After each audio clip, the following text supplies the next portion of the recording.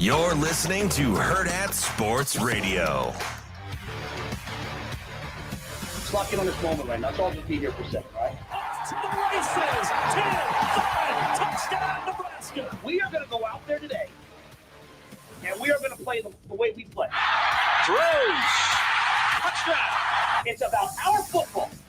It's about the things you freaking guys do. His second interception on the season. Multiple flags come down on the return, but it's going to be Nebraska football. Just like if we played these guys at practice. Straight back in the pocket. Rifles a pass. It was tipped. It's picked off by Foreman. He's at the 15, 10, 5. He'll score! RDB. Every snap. What's next? Play like brothers. Sets, throws, batted down. Oh, good enough to Sue. Sue to 20, 15. Hawkins traps him, knocks him. Touchdown, Sue. Play like brothers. Pick each other up. Help each other out tonight, man. Spins. Touchdown, Nebraska. If we die, we die. If we die, we die. Let's see, they're going to put it down, at the 47-yard line. So if he were to hit it, it'll go in the books as the longest in school history. This is an attempt of 57 yards. Does he have enough? Is it long enough? He got it! If we die, we die. If we die, we die. Good morning here on a Friday. It is Hurrdat Sports Radio, live from the Hurrdat Sports Bar and Grill. I'm Ravi Lulla. Andrew Rogers is doing the fist pump over here. I feel like I'm in like the middle of a dance club right now with music like this. He's beating that beat up. Well, you know, if we die, we die. Yeah. That is like the perfect line before the beat drops. Oh, yeah. If we die, we die. Welcome in. We're on AM 590, ESPN Omaha, ESPN Tri-Cities, as well as Twitter and YouTube. That open is the indication that it's time for a football Friday here. I'm ready. On Hurrdat Sports Radio. My favorite animal, the peacock. The peacock is coming up tomorrow, 11 a.m. Listen, if you don't want to buy peacock, we got you covered here at Hurrdat Sports. That's what I was told. That's what I was told. They were over here yesterday working out all the kinks. They were like over here, the entire tech team. I think every technical person that works at Hurrdat Sports, I believe, was here yesterday. And hearing how much it costs after the show. Yeah, we appreciate insane. The investment that they're making to make sure we can watch the Husker What did CG say? Like $70 a TV? Something like that. Yeah, it's aggressive. Which, you know, it's cheaper. It's a challenge. It's cheaper at home, but they do that to sports bars. You know, that's why a lot of sports bars don't show fights anymore, stuff like that, because the upcharge. Oh, I heard the UFC fights are insane. The UFC fights are insane. A lot of the like boxing pay-per-views are insane. So a lot of times that's why a lot of them have cover charges. And half the time I'll just end up buying it myself because it's like, well, by the time I go to a restaurant, pay the cover, eat some food, have some drinks, whatever, you know. But you don't have to worry about that here at Hurrdat Sports Bar and Grill. We got you covered for the game tomorrow. Whether you have Peacock or not, I've got Peacock. I'm still going to be here. I don't have Peacock. So when they moved the office over, it's like I need access to the office and Parks and Rec pretty much at all times, just as like a comfort blanket. So, it's my little security blanket there. I've actually been going through Brooklyn Nine-Nine recently. I love Brooklyn Nine-Nine. Love that show. It is so funny. It is so my type of humor. It is exactly how I operate through every day. And like that's just how super underrated. Stupid humor is my thing. Yeah, super underrated show. Terrific show. Anyways, yeah, you can watch the game here. We've got you covered with Peacock, whether you've got it, whether you don't have it. Come hang out with us tomorrow. Yeah, I'm going to St. Louis to watch Peacock. You'll be in St. Louis. I'll be here at the Hurrdat Sports Bar and Grill. I think I'm going to try and get a quick pickleball game in before the game tomorrow. You know, get a little movement going, get a little jazzed up. You need a little exercise. Yeah, right? get a little jazzed up before the game. Get the blood flowing. You know, like Coach Rule likes to kind of work out while they're warming up before games. That's me. I'm gonna go play some pickleball. Wouldn't shock me if Coach Rule also plays. He might. Are you going to play with Coach Rule? Like, you can be honest. I mean, no, I do want to play Coach Rule in pickleball. Driving down to Lincoln. I wish. I do want to play Coach Rule. We're actually going to meet halfway in Ashland. And Is that half? It's pretty close. But we got a great show for you here today. Super football heavy, as you could expect here on a Friday. Tons of stuff going on. Obviously, the Husker game tomorrow. You've got the state semifinals in football tonight. We had Thursday night football last night. Obviously, you've got. Hold on 1 second. The Bears. They came away. I gotta put them back in hiding. They're in hibernation. What is that time of year? The rest of the year. You gotta shut it down. I do. So now we do, I should say, because if they didn't beat Carolina, they wouldn't have number 1 still secured. Yeah, because they have Carolina's pick this year. And if they do shut down now, you have a better chance of getting back to 2. Yeah, you got to get number 1 and number 2. Lock those things down. Listen, got to at least get top 5 picks, right? Got to get 2 top 5 picks. You'll be give me 1 and 4. I'd be cool with that. That'd be terrific. Yeah, I mean anything up there would be great. But we've got there's a really good college football slate this weekend.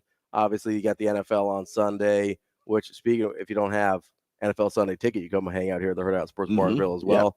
Hurrdat Sports Bar and Grill just has like everything. They got everything you can want. They got everything you want. But we've got a great lineup. Hopefully, we've got everything you want today as well. We're gonna bump our guest up. It's Michael Rose-Ivey. He's gonna be at 7:45 this morning. Why? Well, I'll get to it. Oh, we've got Mike Rose-Ivey at 7:45. He's going to preview Nebraska, and then at 8 o'clock, because we wanted him for a longer segment this week, we've got our guy, old DB Damon Benning, going to be here at 8 a.m. We're going to talk obviously some Nebraska football with him, but really want to get into high school stuff with him as well. His West Side Warriors are going at it tonight, trying to get to that state title game. Another big one here tonight, and then we will talk to Mike Sautter, as always, at 9 o'clock. He's actually going to join us for the whole 9 o'clock hour, and we will wrap up the show, as we always do on Football Fridays. Which is a perfect day for Sautter to wrap up the whole show, because not only is it high school football playoffs, or just maybe a minor recap of what happened last weekend. Well, I guess not too much, because we did have him on Monday. Yeah, we have him on Monday. So it will be a looking forward with Mike Sautter, but also Nebraska basketball. Yes, Nebraska basketball. He was at both games night. this week. He was. I saw him at the Creighton game. We were up in the press area for a little bit there, having a good time. He was wearing a sport coat. He was looking good. He was looking sharp. Mike Sauter's fit game. He was doing. Oh man, don't blow up his head anymore though. Listen, you should have seen the shoes he was wearing. They were elite. I'll let him tell you about them. But I got a question, Andrew. Do you have a jersey on? Listen, jerseys are in always, forever. I don't care what anybody says. I will never be too old to wear a jersey. I don't have a problem with jerseys. I know some people get like bent out of shape about adults wearing jerseys. I'm okay with it. Ever. Mike Sautter gets his shirts tailored. I mean, every like button-up shirt he owns. Yeah. Like a normal person would go to your local store, whatever it is, whatever your cup of tea is. You'd pick a shirt off the rack. Say it's a size 17 and a half collar. It's a large. That's all it says, right? And that's the shirt that you wear underneath, say, that really nice sports coat that he had on. No, Mike Sautter gets every shirt tailored. See, I don't get every shirt tailored. I do have some that are tailored, and it is nice. So people have their isms, right? It's kind of what I'm getting at. I'm not knocking getting every shirt tailored. I think it's nice. I think it makes you look. It makes you look and feel good, right? Whenever you have that perfect fitting shirt. Jersey makes me feel good, man. You can't tear me down.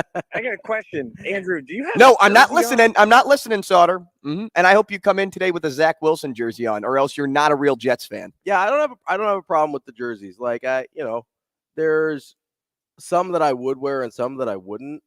In terms of at this point in my life, I'm more of like a throwback situation. Like I kind of. Mostly just because I don't like that. I don't want to buy a jersey of somebody that's going to leave and play on a team I hate in 3 years. So see, that doesn't bother me. I'll just get a new one. I know, but then it's like, well, now what do I do with the jersey? So you give it to Goodwill. I like the throwbacks because I know how the career played out, and I know like whether or not they had any issues or whatever. So I like a throwback jersey.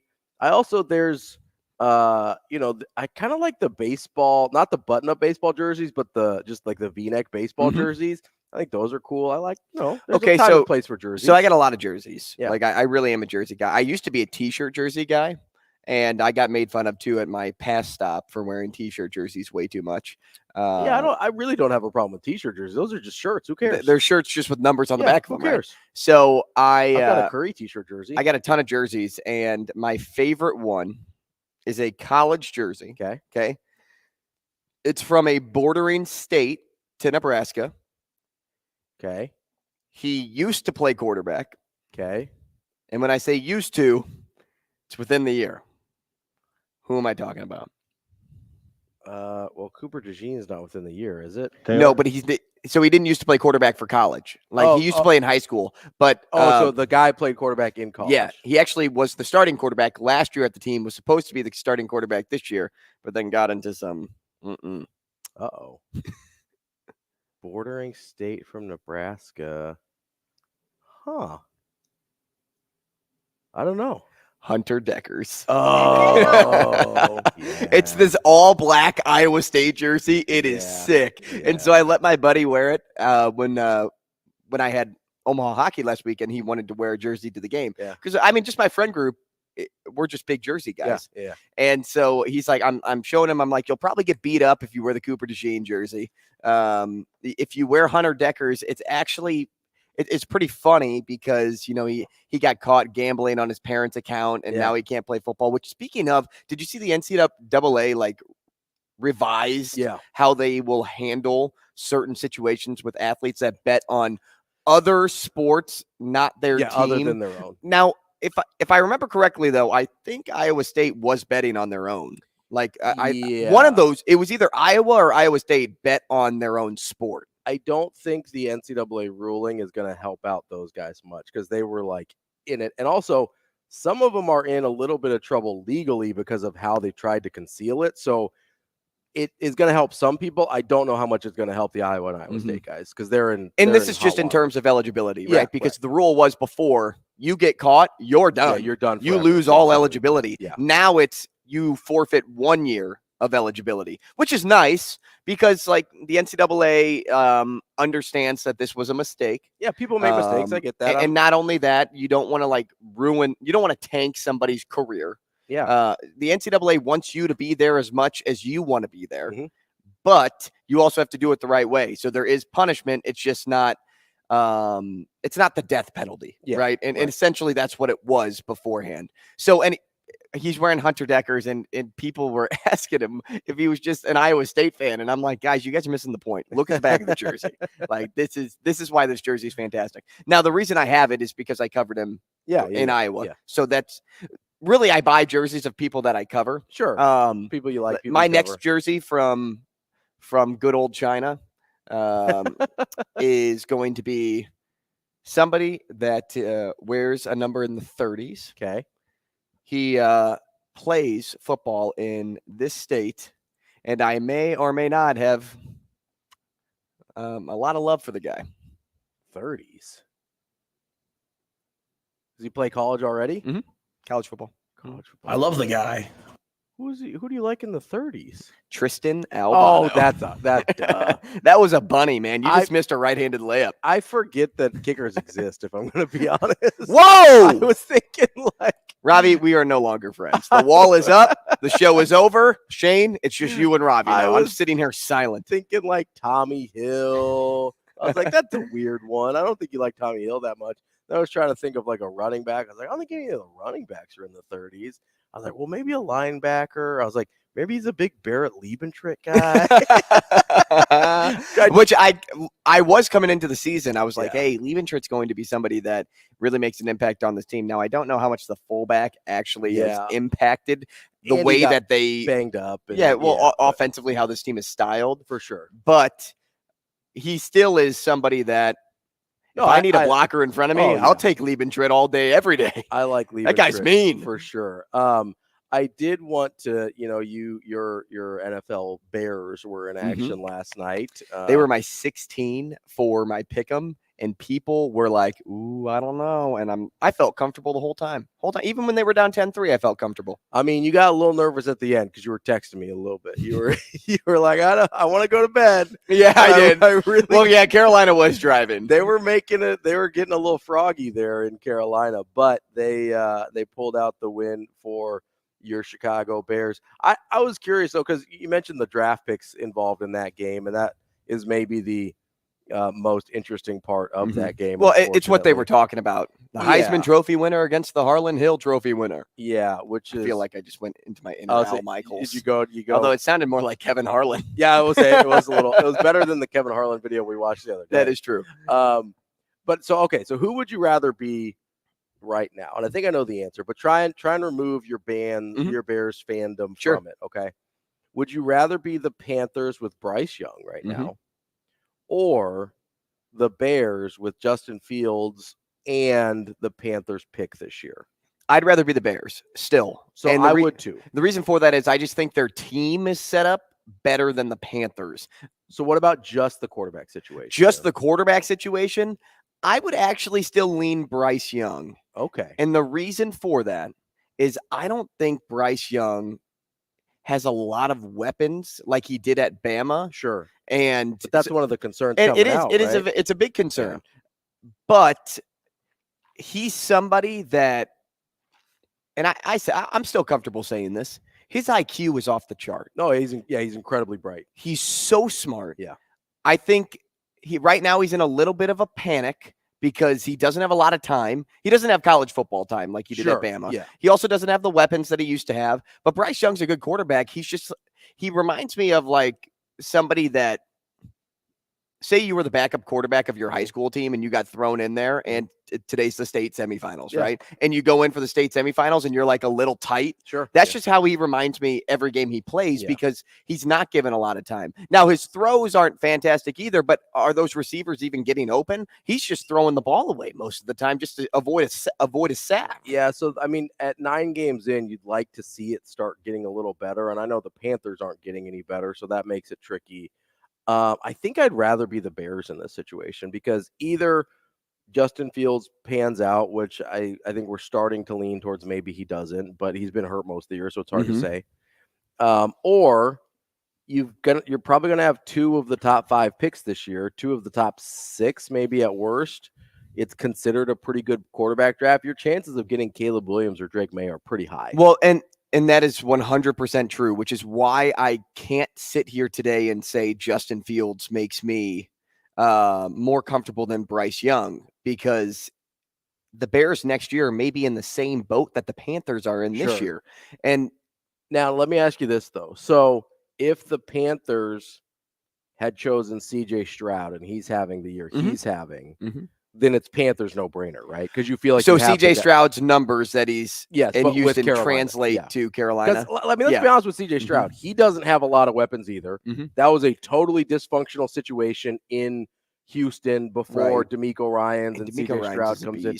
Which, I mean, I think you want to look towards maybe what's wrong with the 49ers right now.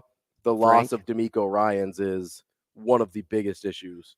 But I'd take C.J. Stroud, and just because we're seeing that success, I think Houston's offense is set up more for C.J. Stroud to succeed.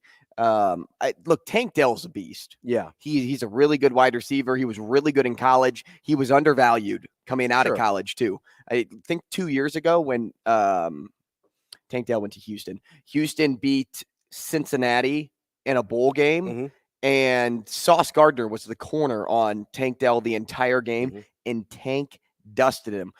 We talk about Sauce Gardner as one of the best young corners in the league. I mean, one of the best he is for sure. League, just full stop, But Tank Dell dusted him in that game. He went for like 170 and a score. So he's got him, and he's also got Dalton Schultz, who's been really reliable. Now, outside of that, I'm with you. Well, Nico Collins is a good wide receiver, too. I don't think he gets enough credit as a wide receiver 1. Houston has weapons, but, Bryce Young is Adam Thielen. He just doesn't have a Dalton Schultz. He also doesn't have a Tank Dell. And that running back situation is what's happening in Carolina. Are you really leaning Chuba Hubbard over Miles Sanders? Miles Sanders went for 2 rushes for -5 last night. At least that was through 3.5 quarters of football. I don't know if he got a late touch. But last year you would have said, hey, Miles Sanders, that's a nice pickup for Carolina. You would have said, I did.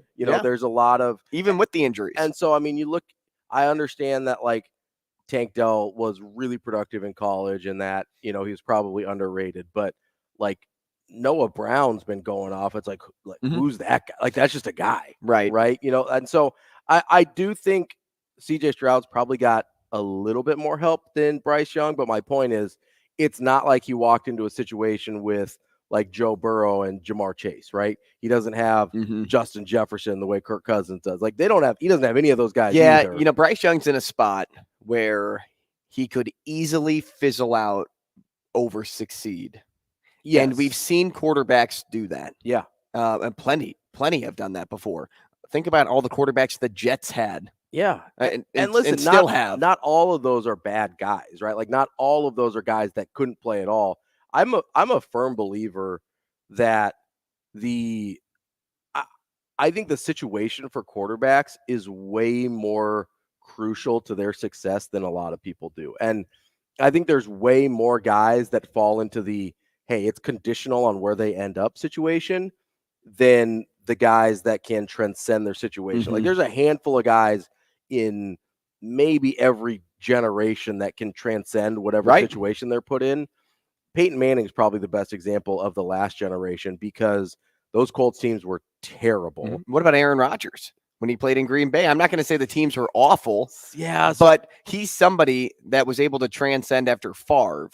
Like that's hard to do when you sit the bench for a while. It was a weird situation because of Favre, but that was a team that was set up to win and a generally functional organization, right? Like that's an organization that had been mostly well run. Okay. And so, and he getting to the big game and winning that big game though is a separator. Yes, it is. But there's I wouldn't even put Tom Brady in that category because he was in such a good position. Okay. And there's about 99 other percent of the teams in the league where I'm not even sure if he gets the chance. Does that make him a worse quarterback?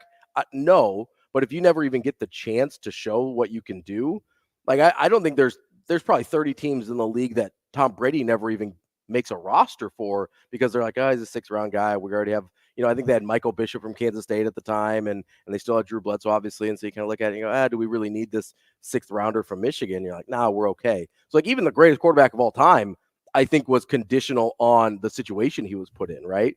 Because you look at the first few years of his career, he was more of a game manager type. And then it wasn't until I think the 2003 year where they went to the Super Bowl where he really starts popping off and having these big numbers. So I don't even put Tom Brady in the category of could have transcended any situation. There's just not a ton of those guys where you could drop them anywhere and they'd be fine. And I think that's the situation we're in with Bryce Young. Ironically, I think the Colts had 2 of them. I think Andrew Luck was one of them because that wasn't a very good situation. And I think Peyton Manning was one of them. Outside of that, you look at, and maybe CJ Stroud's one of them because I don't think that's that good of a situation. And I wouldn't have said he was one of those guys. And it's early, early on him. But the success early has been really impressive to me. Maybe Bryce Young's one of those second stop guys where his second stop, he ends up looking really good. Or maybe he's one of those guys where he just never gets in that position, unfortunately, which you get with a lot of number 1 picks, right? Because you get put on the worst team. Yeah, because you're on a team that's god-awful, right? Like it's a tough spot to be put in. And I think we lose a lot of talented quarterbacks in terms of they don't end up being successful because of how difficult the situation is. Well, think about it too. When you draft Bryce Young, you have to tell him, hey, you're going to suck for 2 years. Yeah, minimum. Because we don't have a pick next year. Yeah, like we gave up a ton of stuff, including your best wide receiver. Yeah, your top wideout. To go and get you. Good luck, right? It's a really tough spot for Bryce Young. I'd like to see him be successful, but I don't know. That's not a real well-run organization over in Carolina. Coming up next, we've got more on this Football Friday here on Hurrdat Sports Radio, AM 590, ESPN Omaha, ESPN Tri-Cities. We will be back.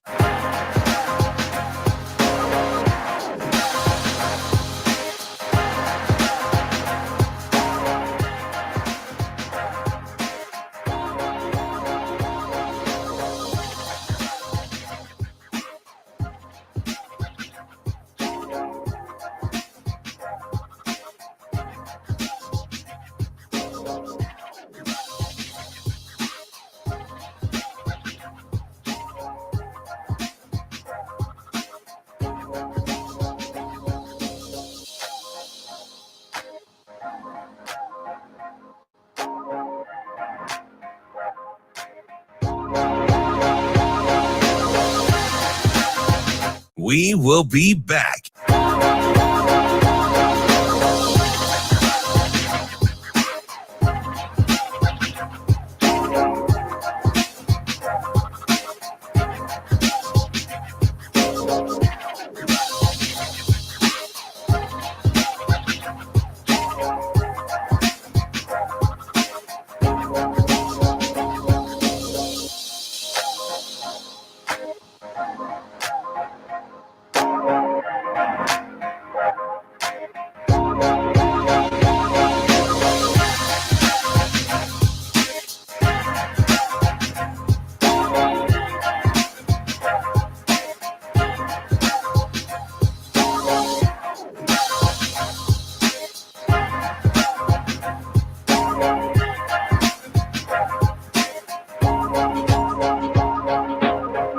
We will be back.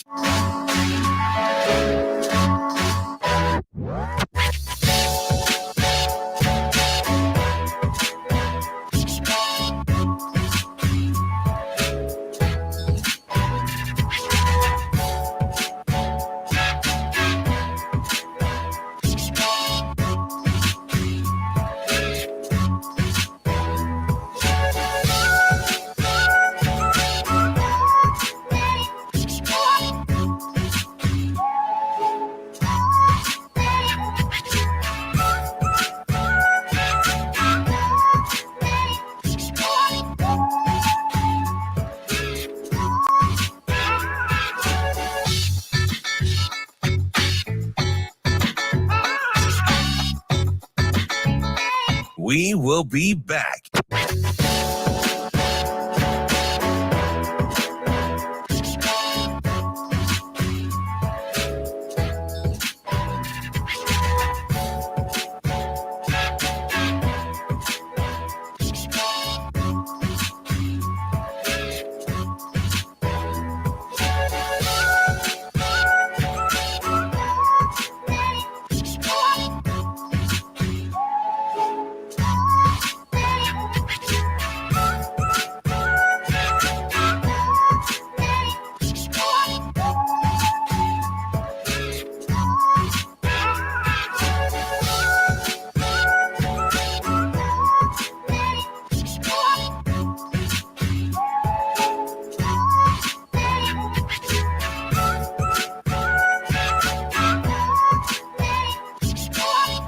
We will be back.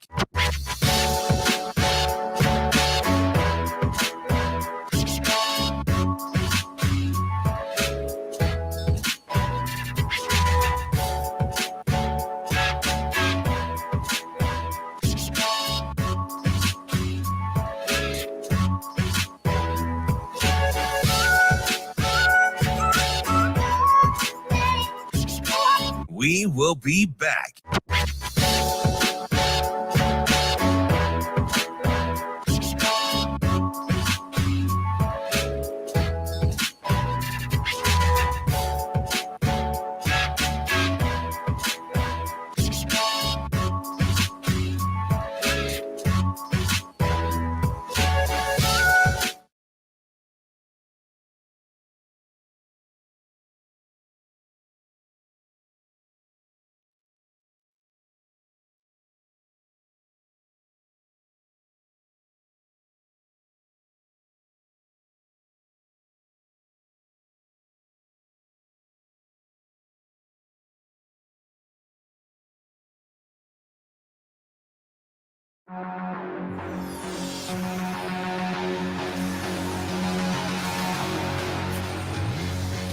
You're listening to Hurrdat Sports Radio. Yeah, my favorite ones are the ones who, and I say this with the greatest respect for these, are the ones who aren't like the 7-on-7 kings. Glenn Foley's, Ed Foley's brother, longtime NFL quarterback. He always called me, he'd be like, "Be careful of the shotgun babies, man." I said, "What does that mean?" They grew up, they're in the shotgun, everything feels good. Like, you watch Talia play, man, he's running around, he's making plays, he's not playing a 7-on-7 league where there's no one around him. Not many quarterbacks. Most young quarterbacks, hey, they get out to their right, they'll throw it down to the left, they run it. He gets out to his left. He's out, might even be more dynamic throwing the ball down the field. So he's playing quarterback, like he's playing the game. And that's what makes him great. And that's what makes him really a special player. And so when you look at the NFL, you look at the guys who are playing at a high level in their own separate ways, right? Like everything doesn't have to be perfect. You turn on Patrick Mahomes, his best plays are sometimes when things do break down. And so I think the thing about Talia is he can play from the pocket. He can play from outside the pocket. He can throw the ball deep. He's got great rhythm. Doesn't get balls batted down. So he's just an all around great player.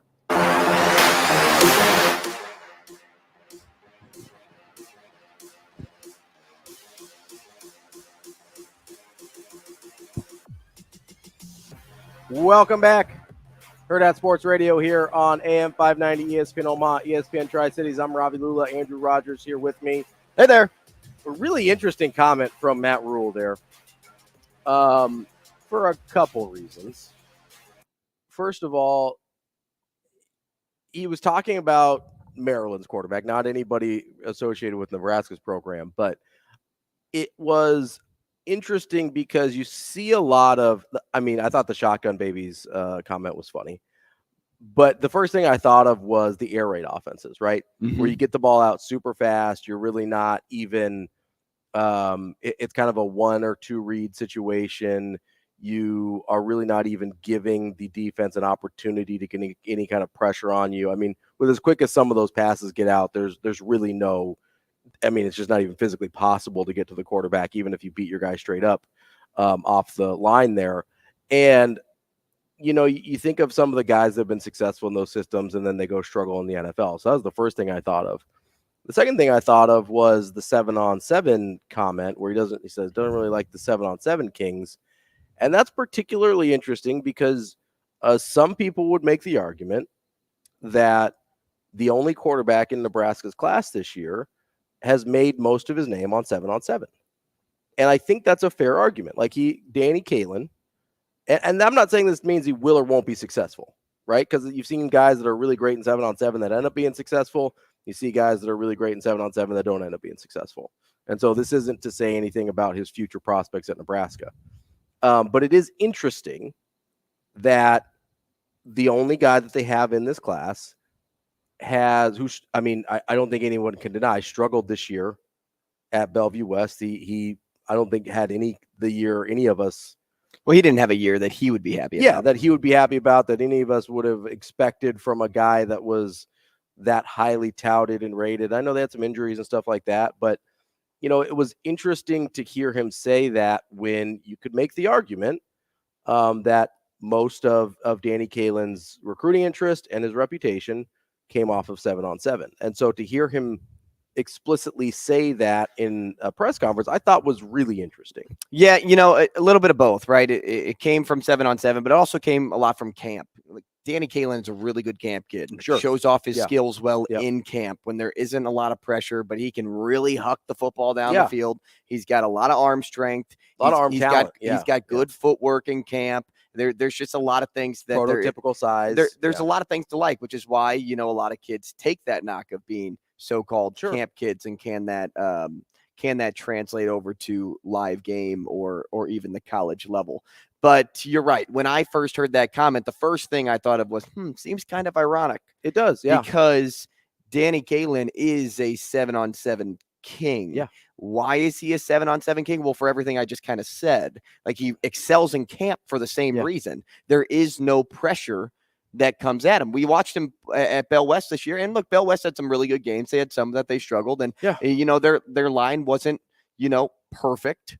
And I saw him against more than just Westside. I saw him, I think, once against Westside and twice against other teams. But even against Creighton Prep to open the year, the first game that I took note of was every time the ball was snapped, it seemed like I have to go to my first option. I look one way, I throw, because it seems sort of panicky, right? It wasn't like wait for the best throw or look off and go to my second option. It was, no, I'm just going to throw it. Now, he had to deal with wind conditions in that game too. And the wind was tough, but you would hope throughout the game that you'd be able to find your touch, and that never happened. But look, this comment is interesting because when you want a quarterback like Talia Tagovailoa, when you want somebody that plays like him, has the experience that he does, but also knows he's good. Like, because really when you're a quarterback, you have to know you're really the good. confidence is as important as anything. The ability to roll out, which Talia doesn't do too often. I mean, he rolls out and throws. He doesn't roll out and run. Yes, yeah. But the ability to move away from your pocket. He's mobile to throw, not mobile to run. Yeah. Right. And put yourself in an uncomfortable position, whether that is throw across your body or, throw the way your body isn't going, and complete passes and be successful and throw for 400 yards. That's what Rule is saying by, hey, he's not just somebody that drops back to pass and throw. Right? Because that's what you do in 7-on-7. You take the snap, you drop back, you look around for days as long because as you have no pressure, and then you throw. It's the same thing in camp, right? You take your snap, you do your footwork, you do basic looks, but when you don't feel any of that pressure, whenever you are in a position where you don't feel like somebody's going to smoke you at any point in time, it's easy to be good. And especially if you've got a base level of physical ability. It's easy to be good. And that's every sport, right? And if no one's closing out on me and I'm shooting a 3, it's easy for me to shoot a 3. Now, here's the part that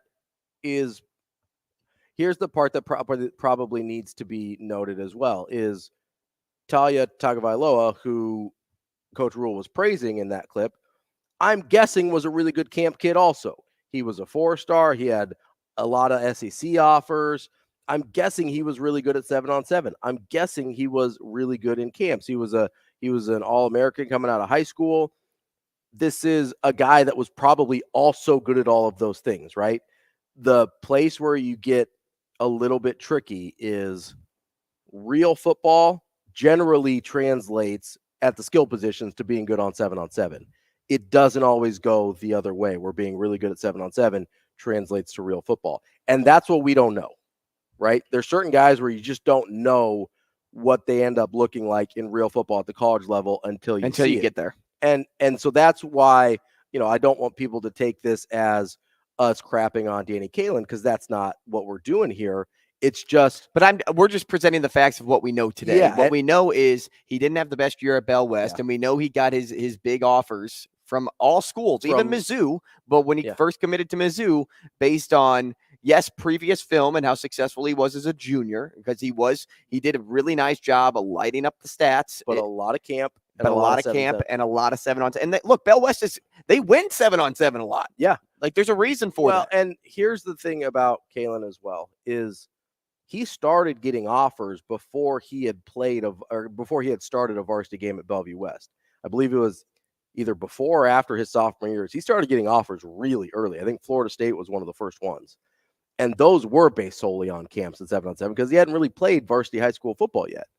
And so, again, is that to say that he won't be successful? Not at all. What it is to say is when Coach Rule makes a comment like that, it's really interesting to hear the types of quarterbacks he wants versus the type of quarterback they recruited. Yeah, just in my head went straight to him. And maybe it's unfair, but it's just because it's a little bit of recency that directed me that way. But Danny Kaelin has a lot of growth that needs to be had or done, right? There's a lot that he needs to improve upon before stepping foot at the next level. And the main one, I think, is getting comfortable in vulnerable situations. Yeah, absolutely. And for some guys, that's learnable. And for some guys, that's kind of an innate quality that they have. And it's really, again, that's one of those things where it's really hard to figure out until you see them against live action. That's Coach Rule, I think before one of the game broadcasts, told a DB that, sometimes, and this was in reference to Heinrich Harburg, he's like, sometimes you have no idea what you have with a guy until you throw him out there. And that's true. Quarterback is one of the strangest positions in that way. And to be fair, that's part of the reason I kind of want to see Chuba. Because the situations he's been in, I don't think the Mark Whipple, whatever situation last year was advantageous for anybody by the time that he played. I don't think his situation, I think he was under either early Mike Norvell where they were struggling, or I think it was early Mike Norvell when they were struggling. That wasn't a great situation at Florida State. I'd kind of like to see him. That's part of the reason, because a lot of times you don't know what you have until you toss him out there. Coming up next, we're going to start talking Nebraska football with Michael Rose-Ivey here on Hurrdat Sports Radio. We will be back.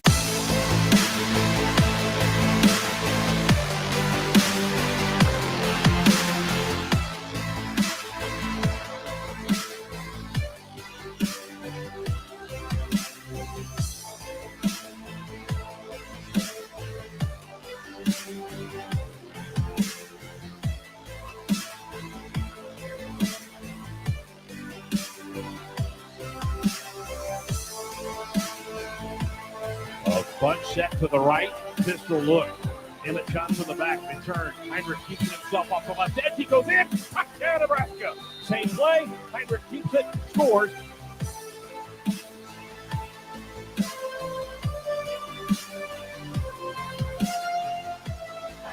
Emmett Johnson. Here's Johnson. In the backfield, play fake turn, and a wall spin for a touchdown, Harburg. Nebraska takes the lead.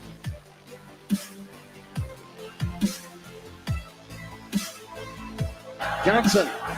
Emmett Johnson. Touchdown. Touchdown. In the backfield, play fake turn, and a wall spin for a touchdown, Harburg. Nebraska takes the lead.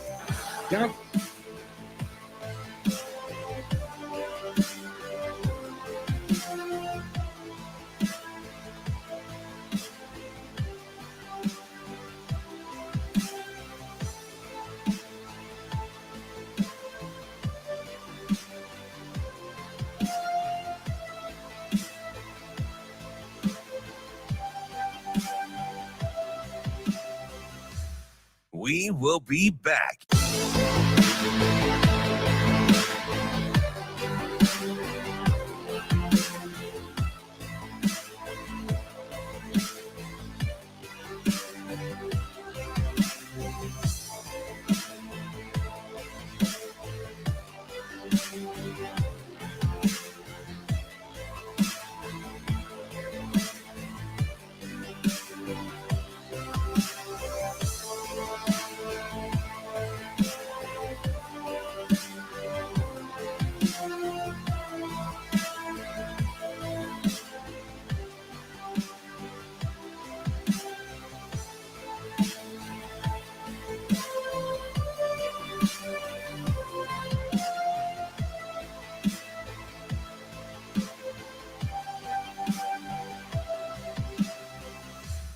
We will be back.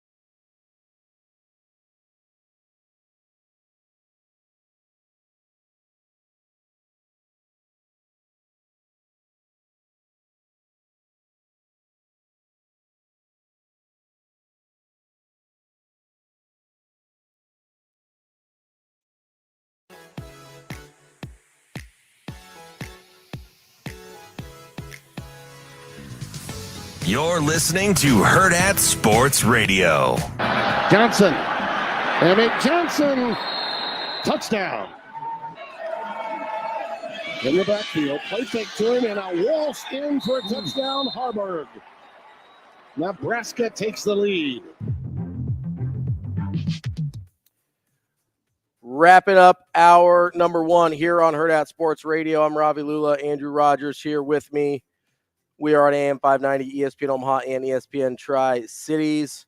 We are joined now by our Football Friday friend, Michael Rose-Ivey, former Nebraska Cornhusker, current high school coach. MRI, how you doing this morning? I'm doing good. Doing good. It's a little cold out here this morning. So A little chilly in our neck of the woods here as well. We're hoping it warms up a little bit for tonight's high school. They say it's chilly in Seminole season. That's right. That's what we do. Football weather. That's what we do in Nebraska. You remember that, don't you? I don't partake. See, I'll eat them separate. I'm not putting the chili on the cinnamon roll. I'll eat them separately, though. Yeah. They are not going to be eaten in the same city, and I will tell you that much. It's a lot of carbs. You got a carbo load. Yeah, that's the reason. It's because of the carbs. Michael, let's look back real quick before we look at Maryland to the Michigan State game. I think you can make the argument that Nebraska really didn't play that much differently than they had in the 3 wins preceding that. They had a couple more plays that the defense gave up, a couple more splash plays, especially with the secondary. What did you see in that game that was, I guess, anything that was concerning for you moving forward on that side? I just think the ineffectiveness, I guess the lack of efficiency in the run game, the ability to get key first downs in short yardage situations, running on early downs. I think that's one of the, even when it looks at third down, obviously Nebraska wasn't great on third down or fourth down. But the first down efficiency and just being able to get at least 4 yards. We tracked that at high school. Probably every college tracks it, just get 4 yards on first down.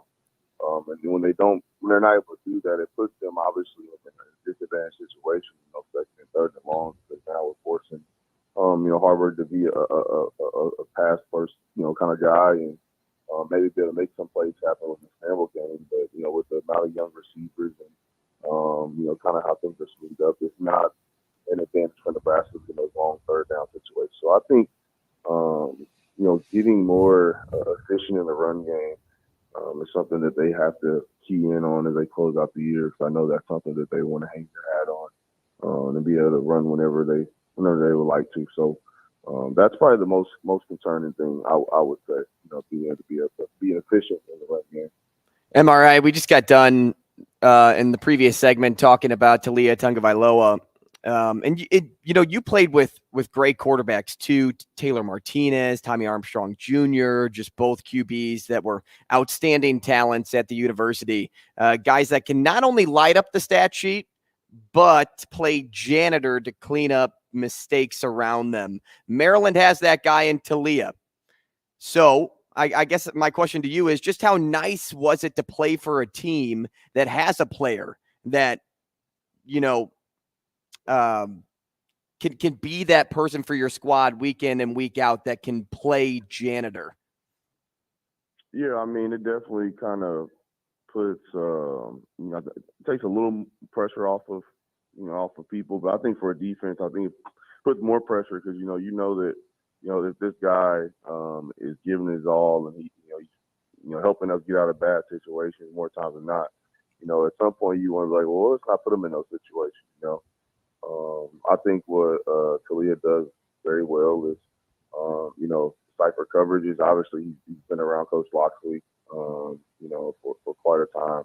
And, that's an NFL RPO style offense. So I think his poise and just having quarterbacks to have that poise, and you look at them after maybe a bad drive by the defense or an unfortunate drive, maybe even for the offense, that, hey, they're, going back to the guys, hey, we got this. We know what it is. Hey, that's on me.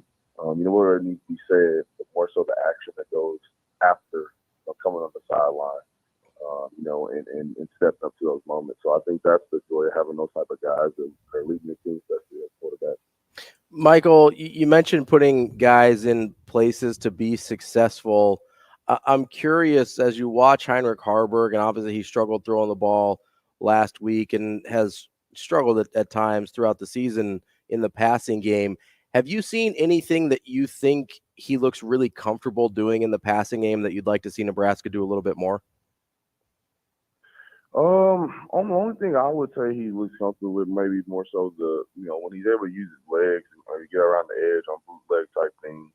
When he's able to kind of get outside of being in the, just straight up in the pocket, you can obviously see some moments where he's still, a little bit happy feet, with maybe not even the strongest of pressure, especially in the A-gap when he's looking for kind of ways out or eyes are getting off his progression and kind of trying to find his check down a little too early.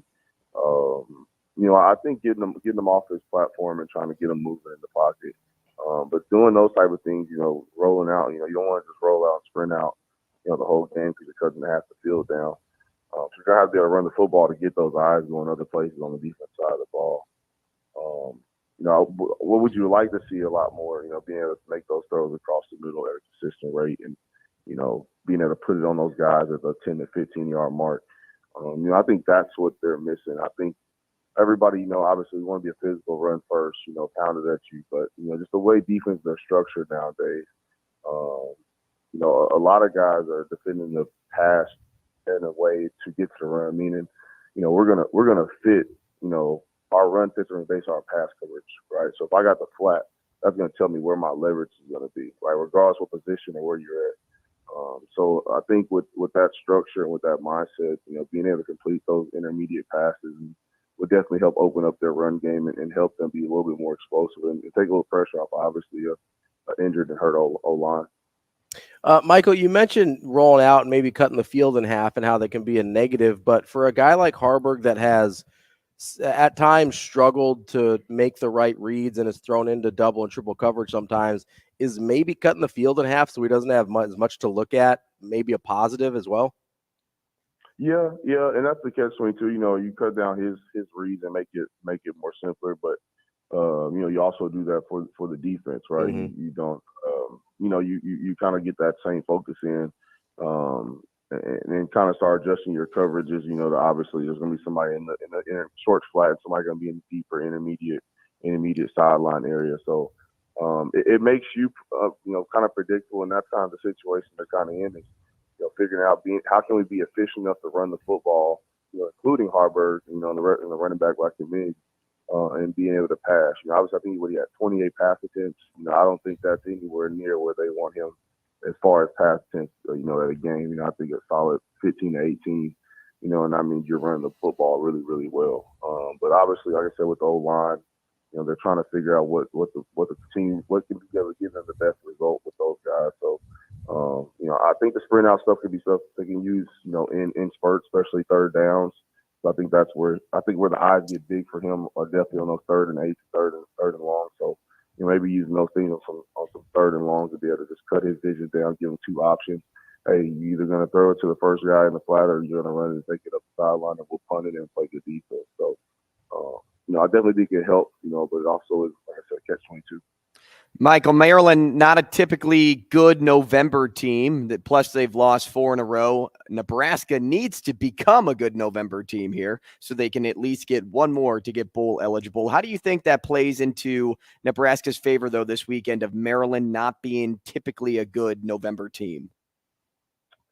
I mean, I think coming off of the Michigan State game, they were on a 6-game losing streak, I believe, and I felt like a lot of Husker fans were very confident about this game. And I said it last week. I knew Michigan State, they had played a tough schedule. They've been gone through a lot. Senior night, all that stuff, that kind of goes into it. So I think Nebraska can't be overlooking anything about Maryland. I think they're both in the same spot. This is Maryland's last kind of opportunity possibly for them to get bowl eligible, just looking at their schedule and the teams they play. For Nebraska, I mean, just being honest with what we've seen, the product of the season and Wisconsin and Iowa, those aren't going to be 2 easy games for them. So I think both teams are going to be hungry. Both teams are going to want this game because they understand the context of their season. So it's going to be another tough battle. I mean, it's going to be very, very interesting coming off of the Michigan State game, the way the receivers made plays against Nebraska's defense, how they're going to be able to adjust their coverage and alter their matchup. With Maryland, like I said, I mean, this is a very much a NFL RPO style offense, and they're gonna take advantage of those spots and find where you're rotating and put guys in them, and still try to run the ball decently. But if it gets to be in a game where they want to throw 40 passes, they feel comfortable doing that. So I think that's going to be the interesting thing to see this weekend. Michael, just over a minute left here. What are a couple of keys for you if Nebraska is going to come away with a victory and bowl eligibility? Offensive line, control and tackle for losses. That was one thing just looking at the box score from the Michigan State game, as well as Nebraska had played, against the run and things like that. I mean, Michigan State had about 12 to 15, I think, tackles for losses. throughout their defense. So I think offensive line controlling the tackles for losses, defense, how they match up in the secondary, what are going to be the new, things they're going to do this week to be able to control the passing game and not allow those big plays. And then obviously you're going to have to heat up and get after the quarterback, and then obviously take care of the football. So we look for those things, and I think Nebraska, comes away with the win this week and gets ready for Wisconsin. That's Michael Rose-Ivey, former Husker, current high school coach. Michael, we appreciate you as always. Good stuff. We'll talk to you again next week. No problem. Appreciate you guys. Go Big Red. Thanks, MRI. That's right. Go Big Red. That's Michael Rose-Ivey on the Warhorse Sportsbook hotline. Reminder, you can go out to the Warhorse Sportsbook both in Omaha and I went to Lincoln. Omaha yesterday. How the was Omaha that? location. It was unique because the road to get there was like a long stretch of road, and you feel like you're going the wrong way. Yeah. Because you're driving through the racetrack, Yeah, right? yeah. And then you go over the track, but the signage there is great. It's really easy to find, and then the trailer's super easy to access those kiosks too. 6303 Q Street at Horseman's Park. You can go to the Warhorse Casino website or the Warhorse Casino app and build your bets, and then head out to Lincoln or Omaha. We will be back.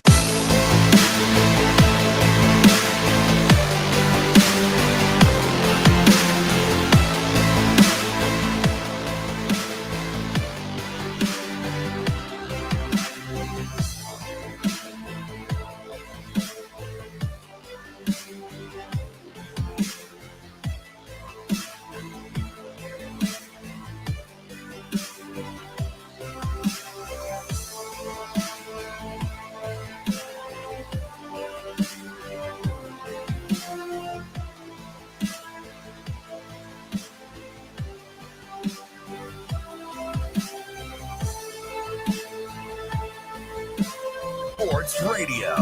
Front set to the right, pistol look, and a shot to the Sports Radio. front set to the right, pistol look, and a shot to the back. Return. We will Heinrich be keeps back. himself off the left edge. He goes in. Touchdown, Nebraska. Same play. Heinrich keeps it. Scored.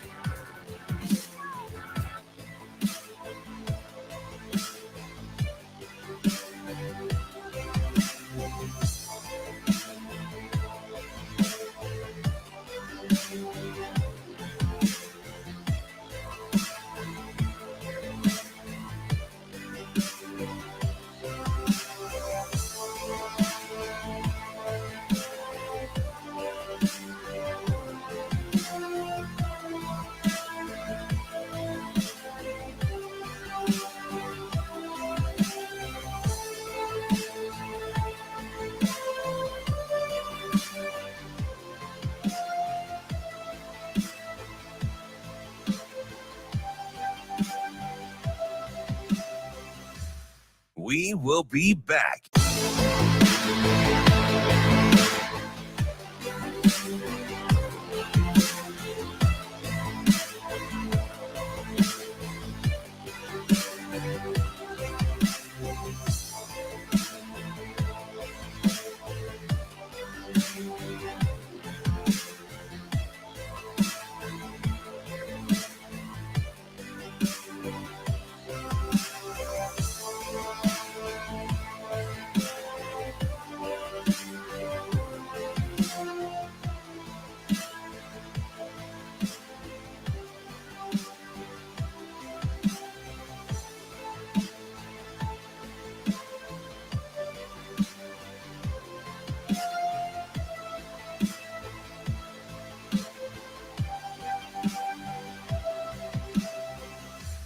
We will be back.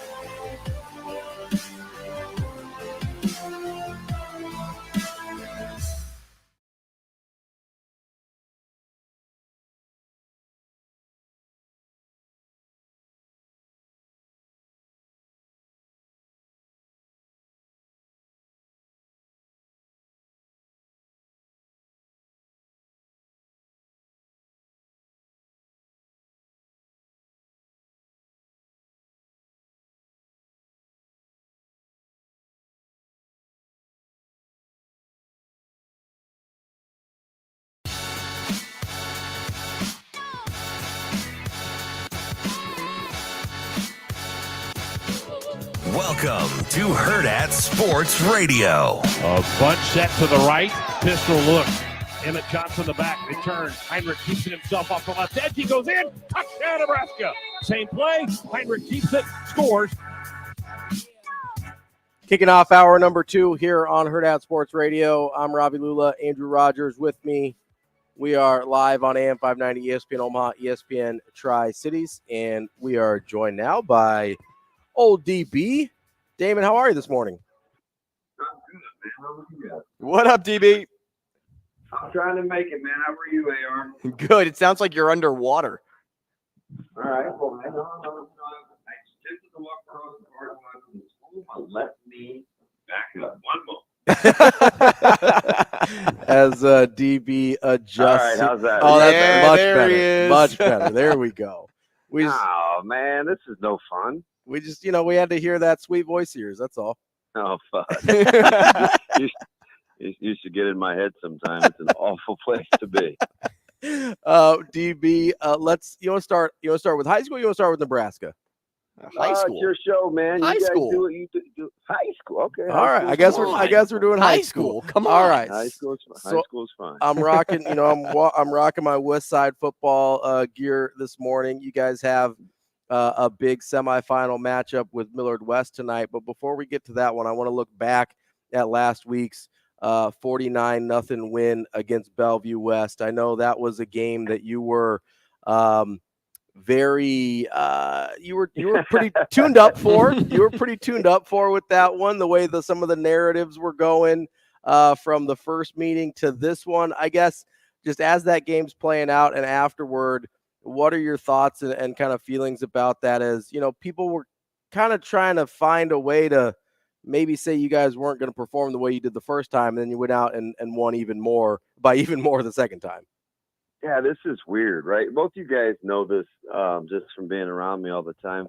And I've said this since like the summer, right? And I for whatever the reason, for a team that's played in I think the last 3 state championships, this is an edgy team. There's always something that seems to like be bugging these guys, and they're never satisfied. So like that's kind of the cool thing. The whole mantra and theme in the off season is to climb the mountain. We want to elevate and just try to get better every day. It's very, very competitive. And so like when the season started, getting motivated was no problem, right? A lot of it stemmed from, and I'm honest, right? A lot of it stemmed from, the recruiting angles, the recruiting narratives. I felt like our guys, because some aren't as heavily recruited as they play, like they just dialed in, right? And it's not so much of, well, we don't talk about that and it's not that big of a deal. You know what? Like for some of our guys, it is a big deal. And I think motivating themselves to be the best version of themselves every day has kind of been the driving force. And these narratives seem to kind of set themselves. So for last week, it was, hey, we're healthy this time around. We feel better about ourselves. We're playing well. Okay, cool. So for our guys, it's like, what more do we have to do? And I'm not saying that that's like, sometimes it just is what it is. Like, however you get motivated, you get motivated. And we play up to that, like as coaches, right? Because, for us, it's competitive too. Coach Samanji was away at his funeral, and he's calling us or texting once a day just to make sure, how's practice going. And, he's watching Inside Run Game, and he says, hey, I want my D-line, make sure they get 2 to the tip. And, when they run, so it's highly competitive, right? And we don't run from that. We don't. We talk about it a ton, and it's how we stay sharp every day. Coach Huffman asked me a couple of weeks ago. He said, "How do you get your guys to play so hard every down?" And I said, "It sounds corny, but what we talk about, what I talk about all the time is to maximize every single play and do it once in a row."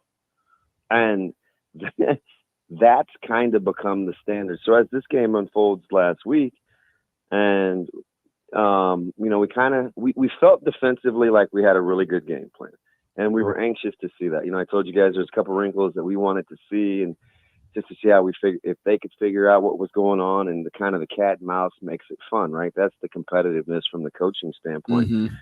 And so, our offense kind of shot itself in the foot early on the first drive or so, and we punted, and then they turned it over early. I think he got a bad read, threw us the ball. We scored early, and then it's like game on, and the whole game changed. I think, in my opinion, they had the big play. They got it down to the 1. They turned the ball over, and we go 99 yards and score. And we're just not like, you just can't. Obviously, you can't do that with us. But the thing that makes it really, really bad is this team is unbelievable when they smell blood in the water. Mm-hmm. Everybody kind of pretended that, that Millard South game, right? I go back to that, and it's like, okay, the drive they scored on, they had no business scoring, right? I mean, they caught three balls that weren't complete, right? They got points, and then they got the defensive turnover, and our guy got rocked, and I don't think our guys kind of manufactured this deal like, oh man, they're happy our guy got hurt. I don't know if it's true or not, right? but it's I could feel it on the sidelines. Then we come out and we score however many unanswered and close that game out, right? So that's just what they do, and it's a unique senior class. And so when we went 99, they're like, oh man, game on. And then it got to be 28 or whatever, and then we're playing against perfection. Mm-hmm. It's like, okay, we're not, the scoreboard is no longer really the thing at halftime. All we talked about is how perfect can we be. Mm-hmm. And we talk about it on offense, we talk about it on defense, we talk about it on special teams. So as that game, started to get away, like our guys, like they just want more. And I think it sets up well, this week with Millard West, because it's such a well-coached team. And I got a ton of respect. Coach Long's actually a good buddy, right? I mean, we talk a fair amount, and he's always got good offenses. And Coach Peterson, even though sometimes I think he doesn't always like me, I just a lot of it is just his personality. But he's a great coach, and I think a ton of him. And so now the new thing is okay, this staff is held in pretty high regard. They're pretty multiple on offense, right? And so the new challenge is, okay, how good can we be against their staff? And then we meet on Saturday, we meet on Sunday. It's okay, how can we get what's in our head into what our players have to do? And then by Wednesday, we kind of see where we're at, right? And it's just I just like the fact that for a team that has had a fair amount of success, there's always some challenge. And this week it's matching wits against a staff that we think is really, really good. They have some really good players. They do some things on offense, and especially in their run game, that could present some problems for us. And I know they're going to have some wrinkles, right? I saw a couple of their plays or their formations with Chicago. The play where Scott had the little reverse. They were in the truck formation, a little bunt set, and they kind of pitched him the reverse, and he comes around in for the Bears last night. Yeah. And I remember. I filmed it off the television. I sent it over to our staff. I said, hey, this could be in Millard West repertoire. Same formation, same 3-by bunt set. They're in truck a ton. I call the formation. They're in truck a ton. You see the puller, like this and trap. There's a couple things that we have to be ready for that we don't necessarily haven't seen on film, but we think could be the counterpunch. So that's just how it works with this staff and what they bring to the table for Millard West. So I mean, we'll be on our game and it's at our place. So we're pretty excited. DB, I want to switch over to the Huskers now because I know you touched on this a little bit on Big Red Wrap-Up the other day, but I wanted to hear your thoughts again for those that may have missed it. This was originally pointed out to me by one of our listeners, but I thought you were spot on reacting to how Coach Rule spoke about Harburg, indicating he really is the only one that wants to be out there. Now, I don't want to put words in your mouth if that's not exactly how it went down on the show, but did that take you off guard at all, hearing Rules speak to that on Monday, a game where many were complaining to see another body under center? Yeah, it did. And the week before that, I told some folks out in Nebraska City that, they had asked me about Sims. And I said, I think Sims, I have to be around him a little bit more, but maybe he could be a guy that is okay with being okay. Like he's okay with his situation. And I'm not sure. I was speculating, right? Because I felt like the way Nebraska was turning the ball over and kind of how they had been really inefficient on offense, if they had a viable option to compete emotionally, I felt like they would go to it because they're not, it's just not the type of staff that's going to stand pat if they have some other options. So I said, okay, if it's not a talent thing, maybe there's nobody else in that quarterback room that wants the job. But I didn't think much of it. I kept, whatever, the game unfolds. And I heard him say again in the postgame, hey, I never gave any thought to, quarterback change, H2's our guy. He didn't say H2. I said H2, whatever. Everybody gets a nickname, right? Yeah, you're a nickname guy. But then when he said it at the presser, I was like, am I hearing what I want to hear? Or is he trying to tell me a story? Not me. Is he trying to tell us a story about what it means to actually want the job and embrace the challenge of being a quarterback? And I kind of took it as the latter, that Harburg is the guy that is maybe not chomping at the bit, but has the moxie and kind of the intangibles to work himself through what this offense is going through. And maybe he's the only one with that kind of temperament. You know what I mean? Like being ugly aesthetically and not having a ton of big plays and kind of like that's not for everybody. And remember a couple of months ago, I said, gosh, I wonder if Sims would have or another quarterback. I wasn't using Jeff. I said, if another quarterback would be content with saying, hey, we're going to play it this way. Don't take a ton of chances. Let's just do this. Are you cool with that? Like that's not for everybody, right? Like you got to have a guy or a gal that's going to say, hey, coach, whatever it takes to win. It may take some of the shine off what my real talents are, but whatever, however that works out. And so maybe Harburg is that guy. And that's kind of what I heard in the presser. And I think Nebraska is fully content for this year to just hang in there. How can we best outlast our opponents? It's like a heavyweight fight, right? The Big Ten West. And you got to train in such a way where time doesn't matter. If it needs to go 4 quarters, it's got to go 4 quarters. If it's got to go to overtime, it's going to overtime. We don't care how it looks. Let's just get this thing into deep water and see if they can swim. Like they've kind of embraced that. He wants bad weather. He doesn't really care if it's ugly. He talked about a 31-17 ugly win. Like he's telling you he doesn't care what it looks like. He's trying to develop resolve. He didn't think going in when he inherited this program that emotionally it was where it needed to be to compete at a high level in heavyweight championship fights. And so to take this thing into deep water is just as much mental as it is physical in terms of the way that they train. And I think he's got a quarterback that embodies that. Doesn't care how it looks. I'm going to hang in there. I know people talk crazy. I know I've got my warts, but I'm just going to keeping on, right? And I think in some weird kind of warped sort of way, the team has kind of embraced it, and they definitely embody it. We'll just see if they can continue to hang in there, because as we saw, Lady Luck finally ran out, going negative in the turnover column. and being able to win, right? East Lansing, the guys in East Lansing got him. So this one's going to be interesting, but I do think that short of Harburg getting hurt, I just think he's the guy. DB, He's the quarterback in Nebraska. Couple of follow-up questions on that whole situation from what you said there. Kind of got my wheels turning a little bit. Number one, with the Harburg mentality that you're talking about, is that something in your experience that's natural, or can it be learned?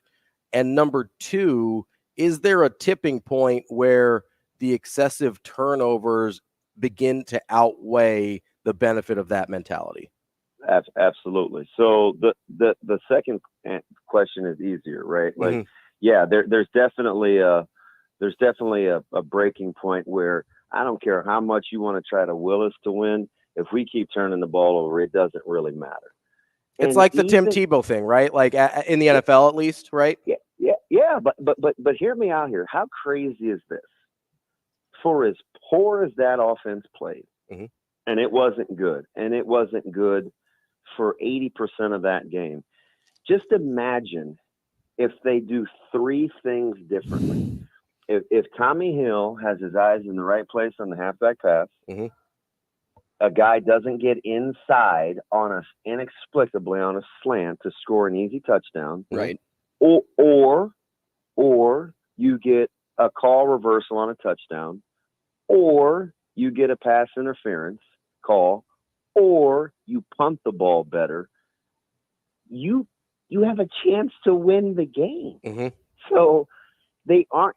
So what Coach Rula and this staff is saying, for all the warts we have at the quarterback spot, if we can get everybody else to just do their job, we'll have a chance to win every game.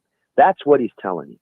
So for the one singular thing that we like to harp on, if the other guys just do what they're capable of doing, this team can still win football games. So the emotional stimuli that Harburg and his mentality bring to the table isn't offset enough yet. Because as bad as that offense was, if he gets by with a little help from his friends, let's just say Buschini is his normal self, that game could be different. Right. So they're not at that breaking point yet, but yeah, there definitely is one, and you'll see it more against more talented high-end level competition. But for this year, I don't think you're going to see it in these remaining three games. So I think that's why they're going to ride this out. Now, the first part, is it in you or is it learned? It can be perfected, but you have to start with the seed, right? Like you have to have, I think, the competitive seed. You can grow it, you can water it, you can nurture it. But for the most part, in my experience, people are either competitive or they're not. Now, they have varying degrees of perseverance. That can definitely be developed. But I do believe you need the seed. I talk about it all the time where you'll be in conflict with someone or you're in a discussion, and sometimes it will boil down to like the whole nature versus nurture thing. Well, how many times are you in competitive environments? Have you ever been coached before, whether it's on the job, whether it's in a real sport? How many times have you had people tell you something wasn't good enough? You've been reprimanded. You have to bounce back, i.e., hey, listen, you got to get in the gym. You got to shoot it more. You got to be a little faster. You have to be a little stronger. Or, hey, you got to show up to work. Like whatever it is, having somebody tell you that currently what you're doing isn't good enough, and you have the wherewithal to hang in there because you know that it's for your betterment, and you keeping on. The majority of people aren't built like that. So usually it's people say something negative to you, or they tell you something isn't up to par, and it's like, oh man, what do we do now? And so that I do believe it's that you have to have at least a little bit of that in you to begin with. Now, can it be developed and crafted and owned? Absolutely. But you got to have a little to start. DB, I want to take a moment and talk about the perfect example. Okay. So like X person, is the reason like this thing works out. And so what I mean by that is like the Elliott Brown story fascinates me, and how he's just the perfect example of what Coach Rule is accomplishing at Nebraska. How much is that story an embodiment of the culture and the standard that Rule has set forth in this program? It's exactly so that, and you can't script that, right? You can't know that a guy's going to be hobbling around in a brace and be good enough natured and other centered to want to invest in other people, even though it's at his expense. Because you remember I always say the real magic happens is when you can cheer for other people, and it may be at your own expense. See, that's what he's doing. So when Coach Rule and this staff is talking about, hey, if you're our nutritionist, you want to be the best one in the country. If you're our quality control person that handles truck loading and weight distribution, hey, be the best at that. Like, everybody, if they maximize in their role, we got a chance. And sometimes not everybody can be a leader. Sometimes you have to be a good follower. So when all those components are operating at a high level, you give yourself a chance culturally to endure, right? So for a guy like Elliott Brown, who's extremely smart, and he was in the thick of things. I was watching him early in the spring with punt returns, and he was always working with the top units at wide receiver. And I was like, golly, and I said, and I obviously I know the family really well, and I would just mess with him, right? I said, yeah, your staying power is something else. I said, just your perseverance. And he would have some joke, or because he doesn't take himself that seriously. So he's really good natured in that regard. And the funny thing about that is I went out to the field early in East Lansing. I wanted to see the grass, and I loved the way that it smelled on the turf. And so I'm just down there kind of doing my own thing. And there's only about, 35, 40 players out there. They're not in gear. It's warming up to the warm-ups, right? And here he is kind of hobbling along the other side of Nebraska's bench, and he's just working with a couple of receivers schematically in the corner. And I messed with, he stopped and he's like, hey, DB, whatever. And I said, you got to have some value when they bring the guys that aren't really playing. I said, that must be rough. And, he cracks the joke. I won't say what he said, but as he's leaving, he's just like, hey, I'm going to work on my abs now. Cause I always tell him he's more interested in how he looks than he is playing. It's just kind of a running joke we have. But he's a perfect testament to what we're talking about, because see, having guys like that on the sidelines, it allows Coach McGuire to fluctuate and go upstairs in the booth, right? And having those eyes in the booth next to Coach Satterfield, when they see like 15 guys running wide open on every other pass play, like that helps that you can call down and say, hey, listen, tell player, in this case, Elliott, this is what we're seeing, convey this to the guys. And those guys are all in because you have another player coach on the field. Like, that's how it's supposed to work. Everybody do your 1 of 11. DB, I wish we had another Good Lord. 30 minutes with you, because you got my wheels turning all up in there. I'm hugging the knowledge right now. We're gonna have to.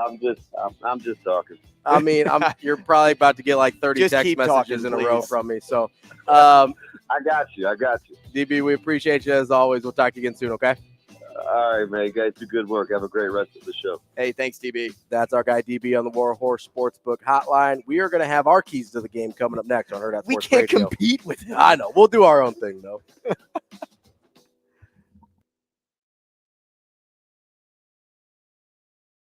We will be back.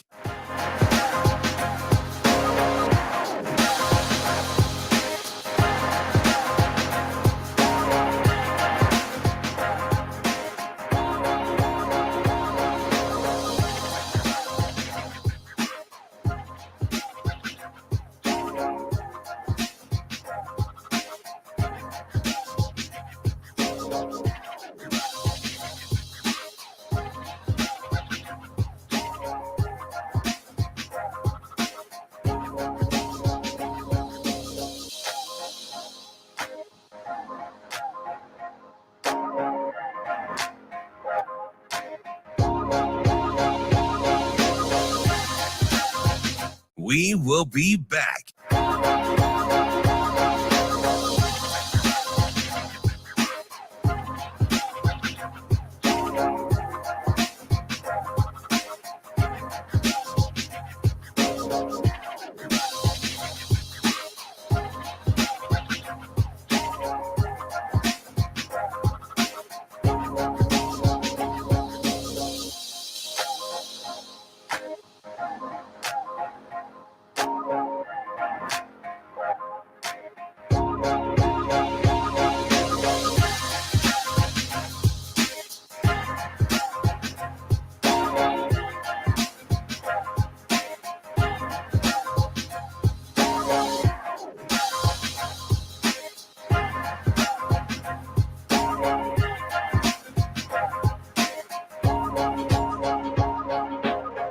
We will be back.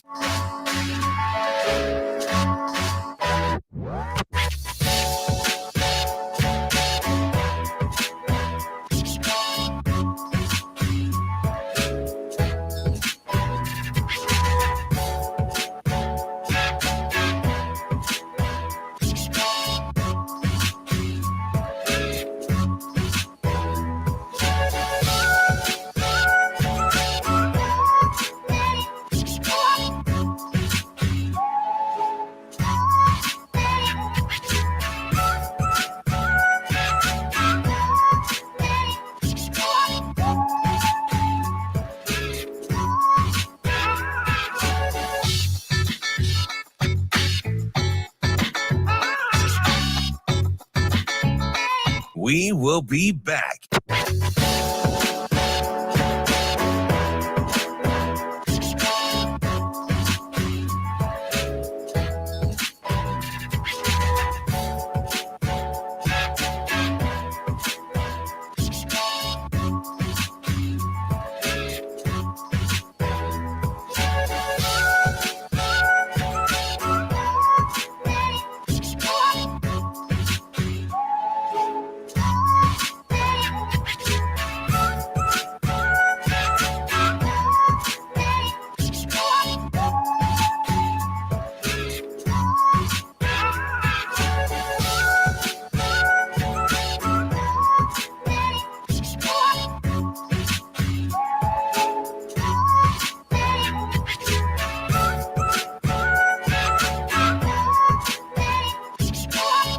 We will be back.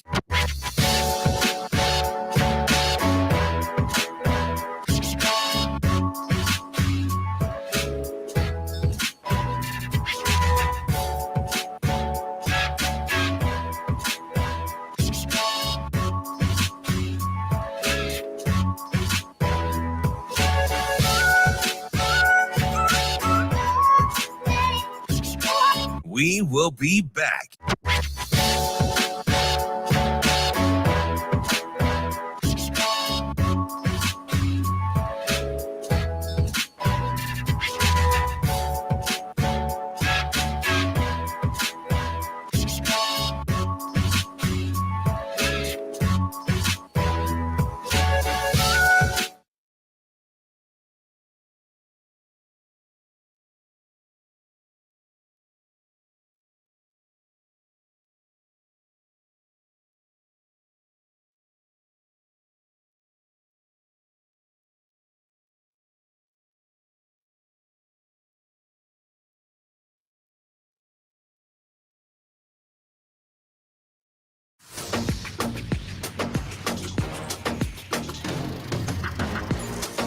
You're listening to Hurrdat Sports Radio.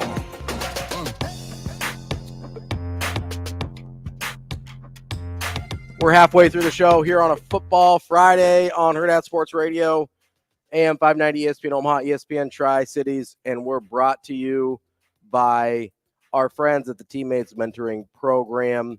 1 in 3 young people will grow up without a mentor, and that is a problem that Dr. Tom and Nancy Osborne sought to fix in 1991 when they founded the Teammates Mentoring Program.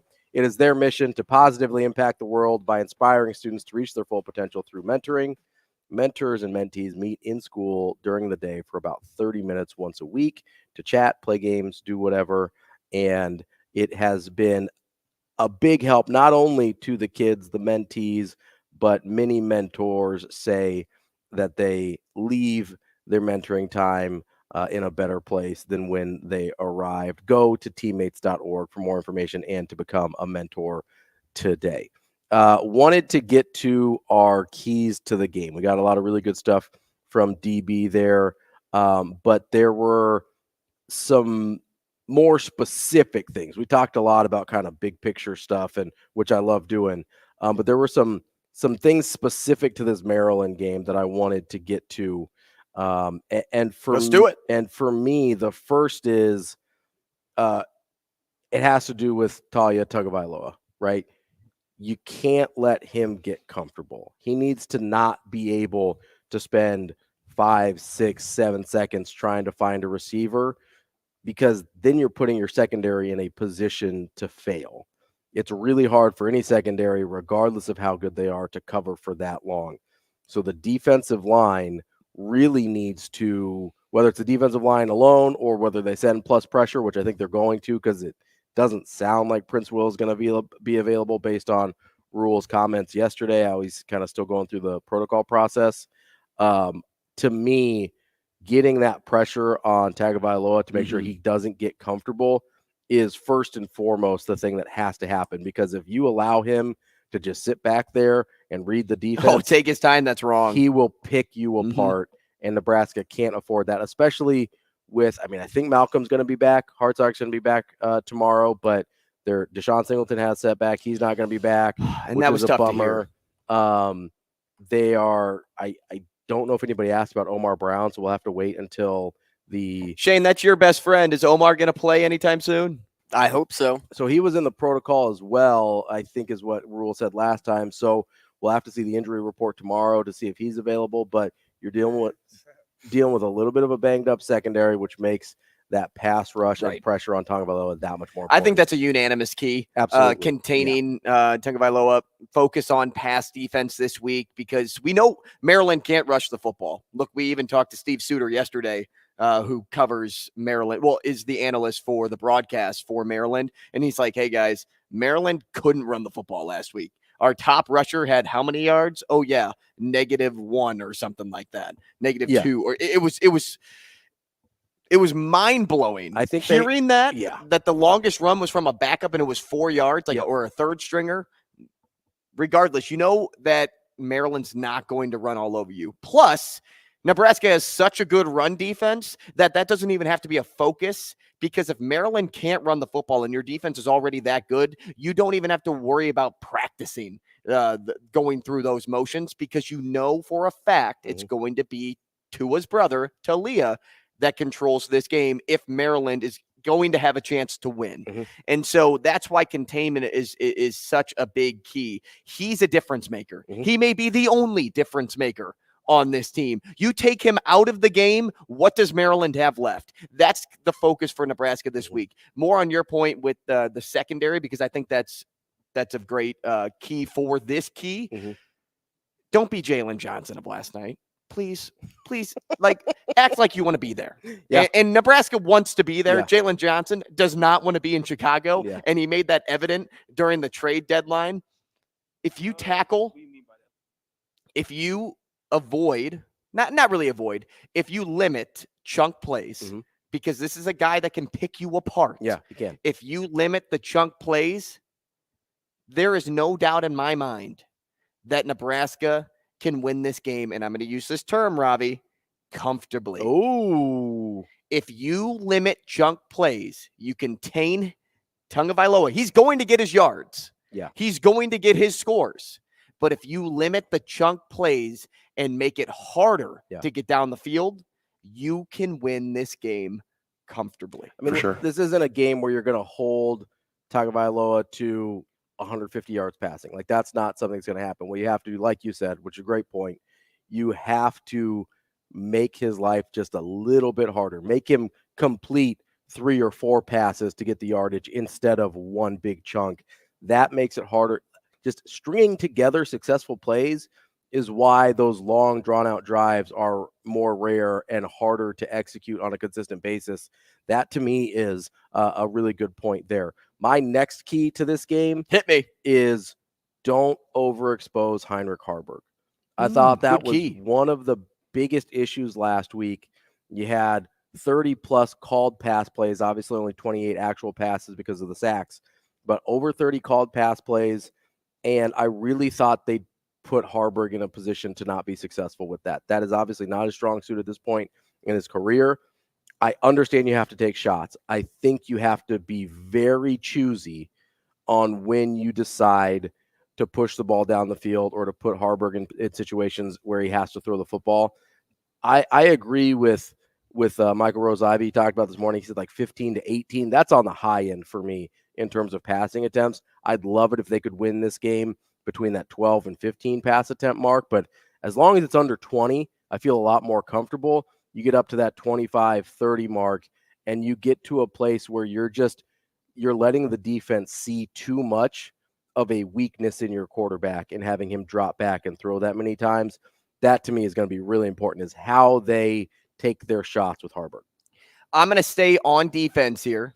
Nebraska needs one turnover defensively.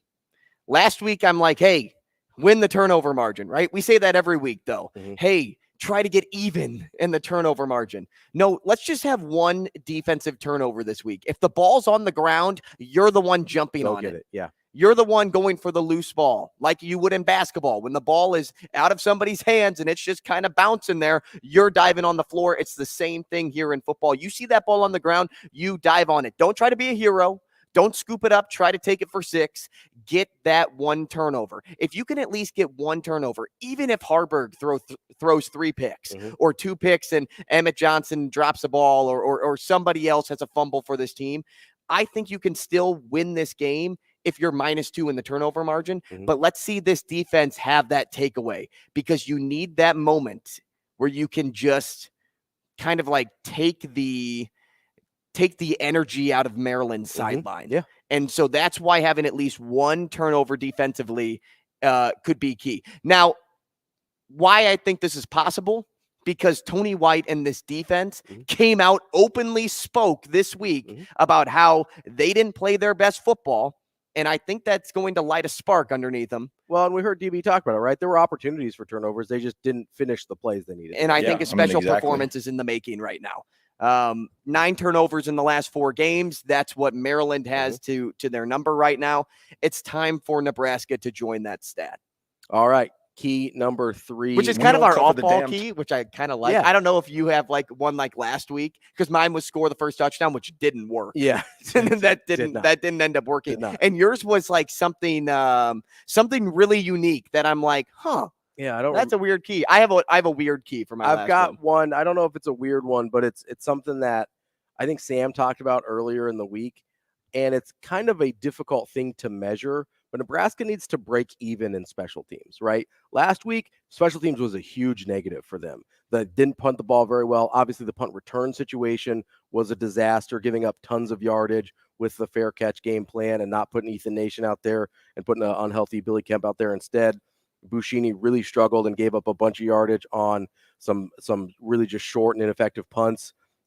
Nebraska needs to at least break even in special teams. If you're going to struggle the way they have on offense, you have to be plus in at least one other area, and at the very least, you have to break even at the other area. I think they're going to be plus on defense. I need them to break even at least on special teams in order to win this game. My last key, play for somebody. Okay. Tomorrow is Veterans Day. Okay. 2 weeks ago against Purdue, what was Nebraska playing for? They were playing for the moms. They were playing for those that have sacrificed for these players, the ones that go through some of the hardest times, because it was Breast Cancer Awareness Month in October.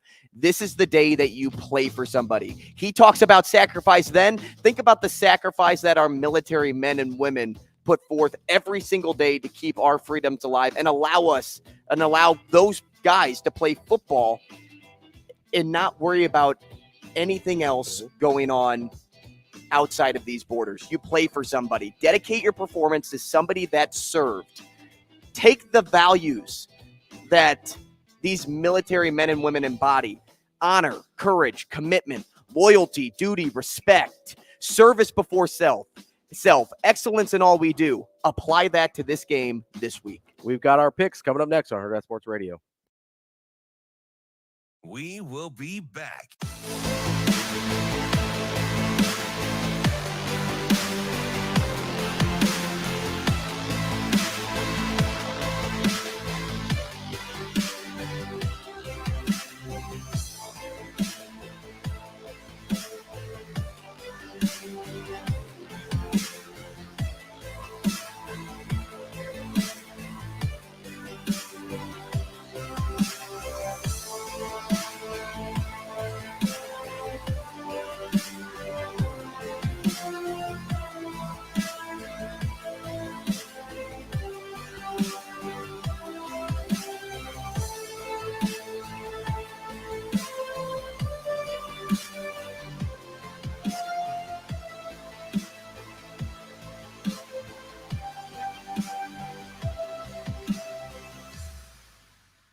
We will be back.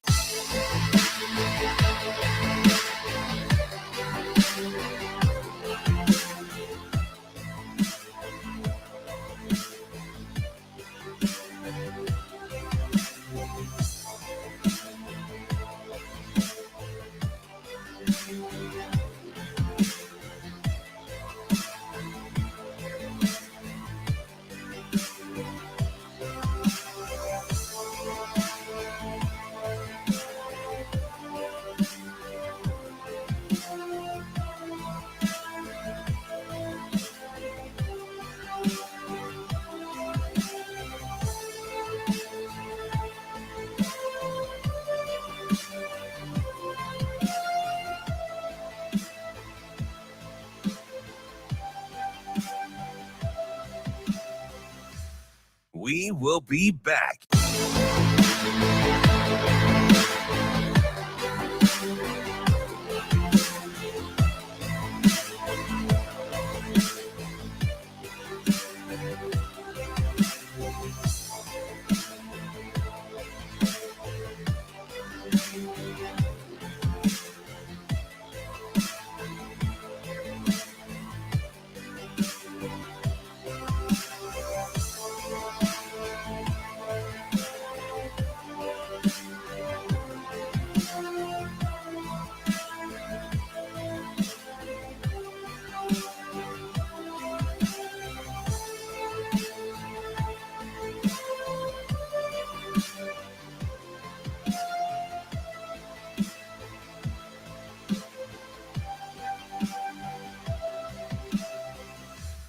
We will be back.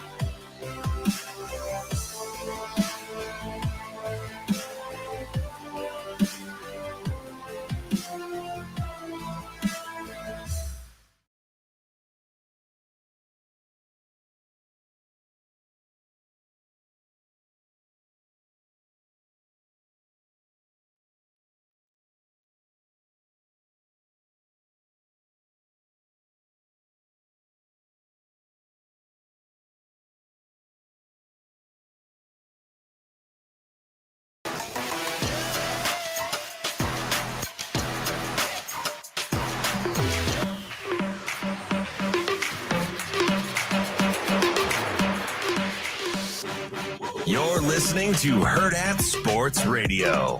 Broken up, and it's intercepted by Ohio State's Hancock. Brings it up the left side to the 30. Gets all the way to the 50-yard line. Hancock to the Rutgers 40. Hancock to the 30. He's going to take it to the house. Jordan Hancock on a pick six. Shotgun snap, drop back foot. Intercepted. This will be a pick six. Jaden Mickey near sideline 20, 10. Touchdown, Fighting Irish.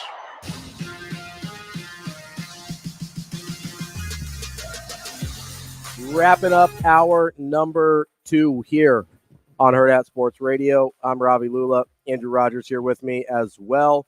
We are live on AM 590 ESPN Omaha and ESPN Tri-Cities.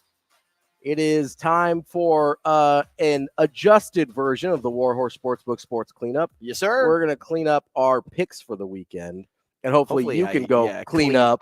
Yeah, hopefully you can clean up at the Warhorse Sportsbook with these picks and make a little bit of money over there, either in Lincoln at the casino or over at Horseman's Park, 6303 Q Street. More convenient for us Omaha people. Oh, yeah. I mean, it's like he says, right down the street from your house. It's perfect location for you. That's actually not perfect for me.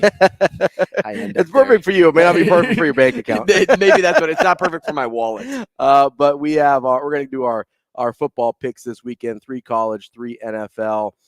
You want to start college or NFL? Let's start with the college slate. Let's do it. All right. So my college slate, and we talk about these a little bit, but, we try not to give too much away, but we don't overlap too much. So you get a nice variety of picks from us here. I like to stay, because these are the games I like to watch. And for me personally. Oh, so you're going to start with Iowa? Iowa under? Hard pass. Oh, you don't like to watch the Iowa unders? I like to watch like the ranked on ranked matchups. I like to watch the kind of exciting top 25 games. And so that's usually, if I'm going to put a bet on something, I put a bet on something I want to watch. Which is funny because I'm like going through all the numbers to try to find the right You're place. trying to find the value. I'm like, okay, what side do I like in these marquee games? So you get a little bit different variety here from the two of us. But so these lines are from last night, so they may have adjusted a little bit, at least for me. Same. My first pick this week, I went right to that Michigan-Penn State game. It's a good one. Obviously you've got that huge matchup in the Big Ten, top 10 matchup. And you have the most recent update on possible suspension that could even impact Michigan this week. So this kind of like plays into this a little bit. And as we mentioned, that line actually has dropped a half point since last night. I do think, though, I think Michigan is dramatically better than Penn State. I think Penn State is a clear tier below Michigan and Ohio State. I got it at Michigan -4.5. It's now Michigan -4. If a suspension comes out later today, I may change my tune on this. But if a suspension doesn't come out before this game, I feel very good about Michigan either -4 or more -4.5. I am going to start with my pick from last week that completely hit the green button, and it's the Wildcats of Arizona. Okay. Arizona -10.5 now. I got them at 9.5 against Colorado. Colorado's defense is horrendous. That team is in bad shape. We saw that they're fighting in practice this week. And look, every week I'm in shock the market doesn't respect the Wildcats. I gave this stat last week. I'm going to give it again. Arizona is an FBS best 8-1 against the spread, ATS on the season. You love to see including 6-0 as an underdog with an absurd average covering margin of over 17 points per game. Now, they're not an underdog here, but if they're 8-1 ATS on the season, I will go ahead and put that right in my bet slip.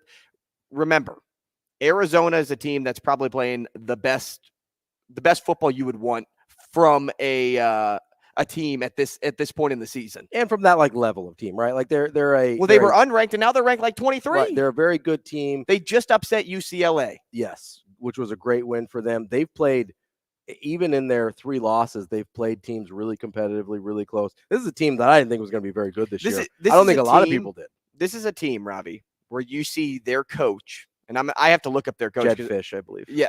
You would see him getting a big time job after this season's performance. Yeah. Like you take that leap because of it is Jed Fish. If Fish were to have a poor season with this team, it would be expected. But since he's having a really good season and he's been competitive in the games, even when that Arizona has lost, this is a moment where Fish gets that next big time job if he wants to take a leap somewhere. Plus, we really need Arizona's help to keep Colorado from getting bowl eligible. That's my main concern here. Just keep Colorado out of a bowl. They got real big for their britches at the start of the season. I just need them to continue eating some humble pie for the rest of the year. So I'm all on board the Arizona train as well.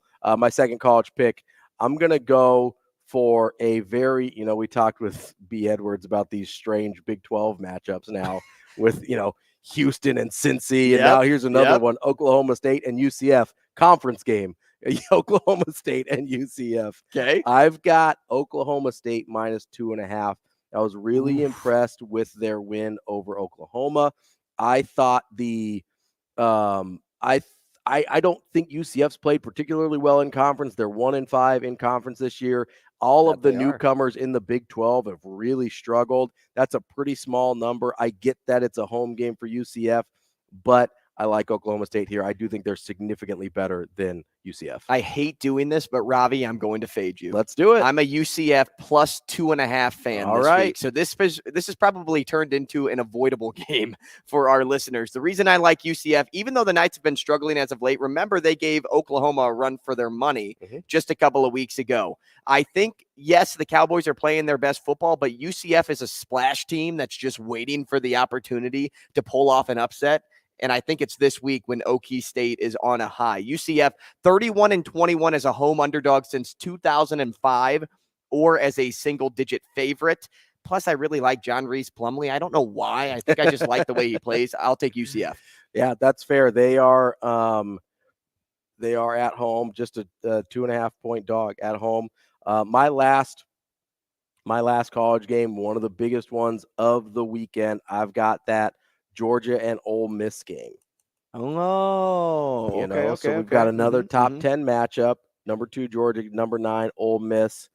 I thought you were going to say Temple, South Florida. No, not a big Temple, South Florida guy this week. I think Ole Miss wins outright.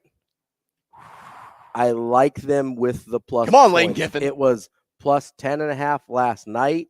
It's up to What's plus the money line on 11 now. I haven't looked at the money line. I'll look at the money line while you keep explaining. Yeah, so for me, Ole Miss has come really close in the last couple of years to breaking through with Lane Kiffin. Right. I think this Georgia team is prime for the picking. I don't think they're terribly impressive. Now, they've been good, obviously, so far this year, but they've played with fire a little bit. They've had some opportunities where they easily could have lost games, and Ole Miss is probably, I don't even know if it's probably, Ole Miss is the best team they've faced so far by a pretty wide margin. I do think Ole Miss is significantly better than Missouri.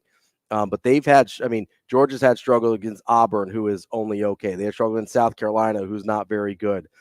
They played it really close with Missouri. I think this is where they finally catch their loss against an Ole Miss team that we kind of forgot about after that Alabama game.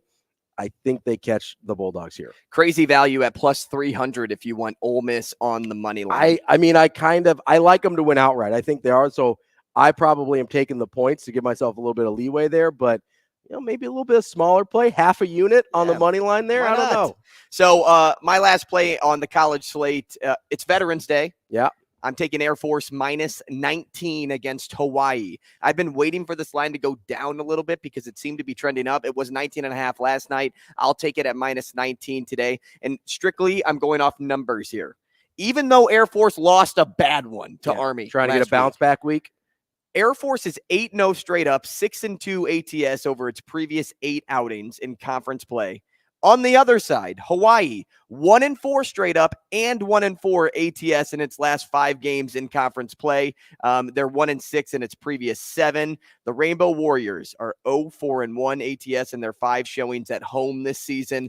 Give me Air Force on Veterans Day. They're going to get a big win. All right, let's switch it over to the NFL. We got a couple of minutes left. Let's call them here. Quick picks, huh? The NFL quick picks? Let's do the NFL quick picks. So, listen, we had a couple that overlapped, and so I'm changing one of them because there was one that I was really tempted on. I'm going to pull the trigger here.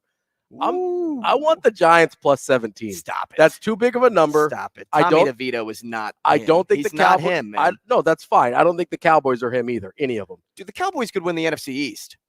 That's fine. You can have them. I am not buying. They're going to win this game by 28. Listen, they're going to win this game. I don't think it's by 17 points. When you have a huge number like this in the NFL, it doesn't hit more often than not. I'm taking the Giants plus 17. Yeah, they're not going to score a point. This game could be 21-0. Listen, big Saquon Barkley game. Let's go, baby.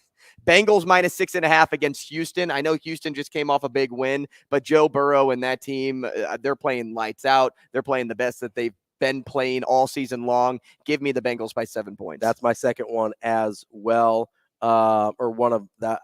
Go ahead. Yeah, that's one of them as well. We can the ride 49ers, I've got that's one of mine as a bounce back. I've got them -3 against the Jaguars. I think the combination of Bosa and Chase Young is going to be ferocious. I think after the bye week, Brock Purdy bounces back, returns to form a little bit, and Deebo Samuel will be back this week. He's been a full participant in practice. I like the 49ers to bounce back. We talked about this a week ago, too, during their bye, that they won the bye week, even though, like, you know, you kind of joke about that sometimes. No, like, but they really you got to did. win. They won the bye week. Yeah. I like the 49ers to bounce back, too, at -3. My last one, more of a dog. But, again, they have arguably the best defense in the NFL. It's the Cleveland Browns, +6.5 against the Baltimore Ravens. The Ravens are on a high right now. People are slotting them up as early Super Bowl winners because of their value. I think this is the week that the Browns get to them. The Browns always play good against the Ravens. And if I can get close to a touchdown against Baltimore, I'll take it even on the road. I'm going to give you one bonus one because we overlapped. I like the Lions -3 against the Chargers. Chargers have week winner. Chargers have no home field advantage whatsoever, and I think the Lions are significantly better than the Chargers. I'm taking the Lions -3. Coming up next, Mike Sautter. We will be back.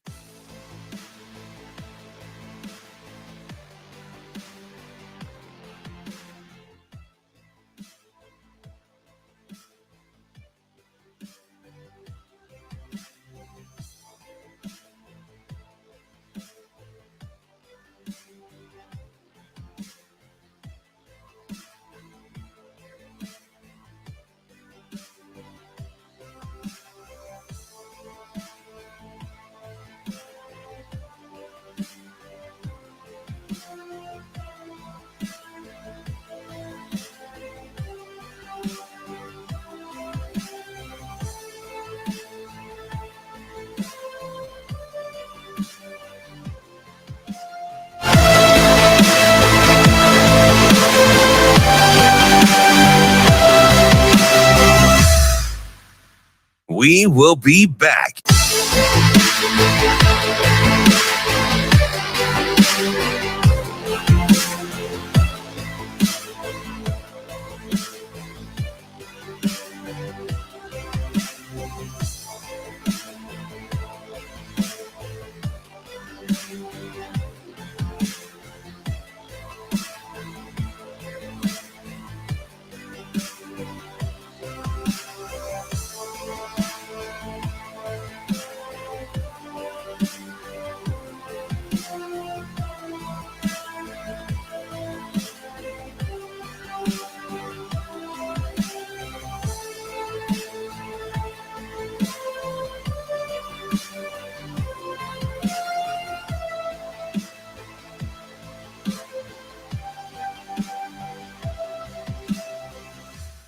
We will be back.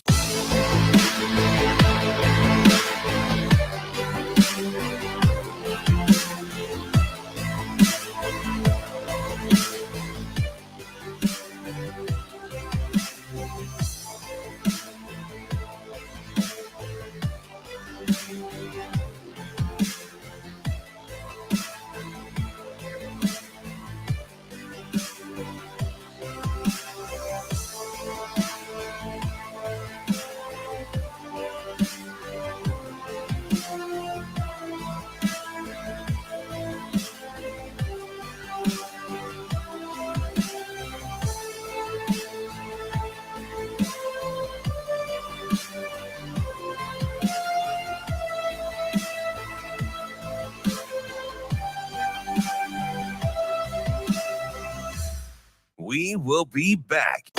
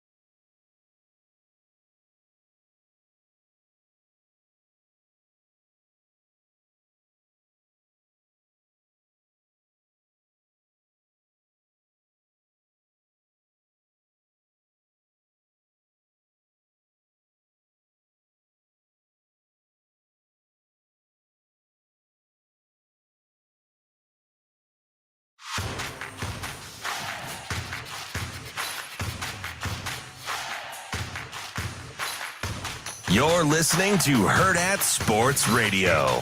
Oh, yeah, no doubt, no doubt. Mike Sautter. Yeah. Mike Sautter. Oh, man, you're going to put me on the spot. Mike Sautter. Kicking off hour number 3 here on Hurrdat Sports Radio. We're on AM 590, ESPN Omaha, ESPN Tri-Cities, and hour number 3 is on KFOR in Lincoln. This segment with Mike Sautter is brought to you by our friends at Dingman's Collision Center. You know, our guy Sautter might if you hit a skunk, man. Sautter might have to go check out Dingman's a little bit. He ran over a skunk. We got to be, I'm sure they can help you out with there. I don't know if there's any damage, but damage. Maybe they can help you out. I don't think they do a lot of car washes. I mean, listen, I'm sure they'll clean that thing up for you if you really ask them to. I don't know. We'll see. Man, it was the skunk story. So it was like, I don't even know what time, 11, 15, and I'm just in the afternoon. Along. No, yesterday, last night. Oh, okay. I was coming back. Well, I was going to say because at 6 o'clock it feels like 11. Yeah, I was. I was coming back from Lincoln at Nebraska men's basketball, and I'm just driving on 204th Street or whatever from Gretna. I thought you were going to say 204 miles an hour. And I tried to swerve out of the way, and it was right there in the middle of the lane. It was way too late, and I just boom, like double bump on it too. You double tap on the right side, the passenger side, and I was like, "Oh man, is there a car wash open right now?" Because I've never had this happen to me before, but I know that when you do, it is bad. And so I had to leave my car out of the garage. And it's like getting out of a pool without a towel. You got to air out. Yeah. Leave the car out of the garage. It was Make sure terrible. You go check out our friends at dingmans.com. They have 4 great Omaha area locations in business, 25 plus years in Omaha, 18 years straight, best of Omaha. And they have a great give back program as well. Go to dingmans.com. I'm just showing for those on the stream, this brand new hoodie. Did you steal that from Batman? No, my main man Bob Sala had it on at a presser the other day, and the shirt says Gotham City Football Club, and it's a skyline. It's got the Jets on there. Robbie, if you had to describe Mike Sautter, would you describe him more as Batman or the Joker? Oh, he's got a little Riddler. Watch yourself now. I think there's some Riddler vibes there. There's kind of like a mad scientist deal. I think. Okay. I think that's fair. That's fair. That's fine. There's a little bit of Riddler there. Like he hasn't broken to the point where he's a criminal mastermind now, but he's like pre-criminal life Riddler, I think. Okay. I think Joker was always not quite on the straight and narrow. I think Riddler, but Joker always had a plan, like a really well thought out plan, and that's kind of Sautter. But Sautter, dear baby Jesus, Sautter also does some crazy things. He does. So we'll see. I like to have some fun sometimes. Yeah, that's like to have a good time. It may not involve face paint, but definitely to have some fun. Definitely not. Never dressed up for Halloween in my life. Really? Even as a kid? Nah. What did you wear? Like just a jersey? Nothing. You just walked out with your pillowcase? No. Yeah, we weren't doing that. You didn't even trick or treat? No. We did. I wasn't allowed to actually. Oh, okay. So we just did on our own. On the DL? Yeah. All right. Yeah. I also didn't live in places that, were susceptible for trick-or-treating and or good trick-or-treating. So we had to walk a little ways from where I lived to go to the good neighborhood. Mm-hmm. Yeah. Mm-hmm. You always got to find the right neighborhood. It's true. If you find the right neighborhood, you're there every year. I would say you got to go to Andrew's house because apparently he's giving out king I gave out the big king size. I'm sorry, candy bars. what? Yeah, king size. Wow. Should have brought your girls. If I would have known, I still actually have to. You know what? I'll give them a late Halloween treat because I have to get rid of more candy because I opened up a new box and I had one more person come and I'm like, I can't eat 23 bags of Sour Patch Kids. Like, no. So you gave him 100. I think you could do it. I think you can. What's that? So you just gave him the rest? No, I should have though. Can you imagine if I just dumping that thing whole out thing in there? Listen, then I could have posted my Ring camera on Facebook, and boom, people would have been like, "I need it. This guy's so great." I don't need that type of publicity. I don't need any. You don't need but that. I'll give Sautter. I'll give you some Sour Patch watermelons. Your kids like sour candy? No. No. How do you know? I mean, maybe they do. I don't. So that's why I'm not giving it to you. But I'm taking their candy. I don't know if you knew this. Like, but you can take it and give it to them. You don't have to eat it. Adults pick first. It's one of the few benefits of being a parent is picking out the Halloween candy. Tough hang for real some days.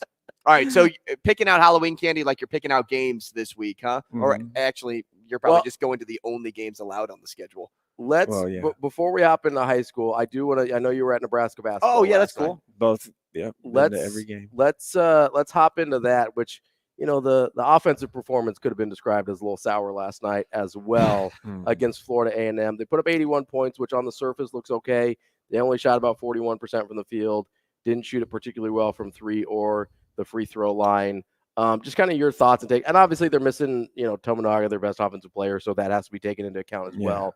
But just kind of just your thoughts on how that game went and what you experienced. Well, yeah, Rink Mass was great. Yeah, I think he's incredible. He was great. 20 and 16 is 20 and 16. The first bonkers. time is the first time that a Nebraska men's basketball player did that. Had a 20 and 15 game since Alex March.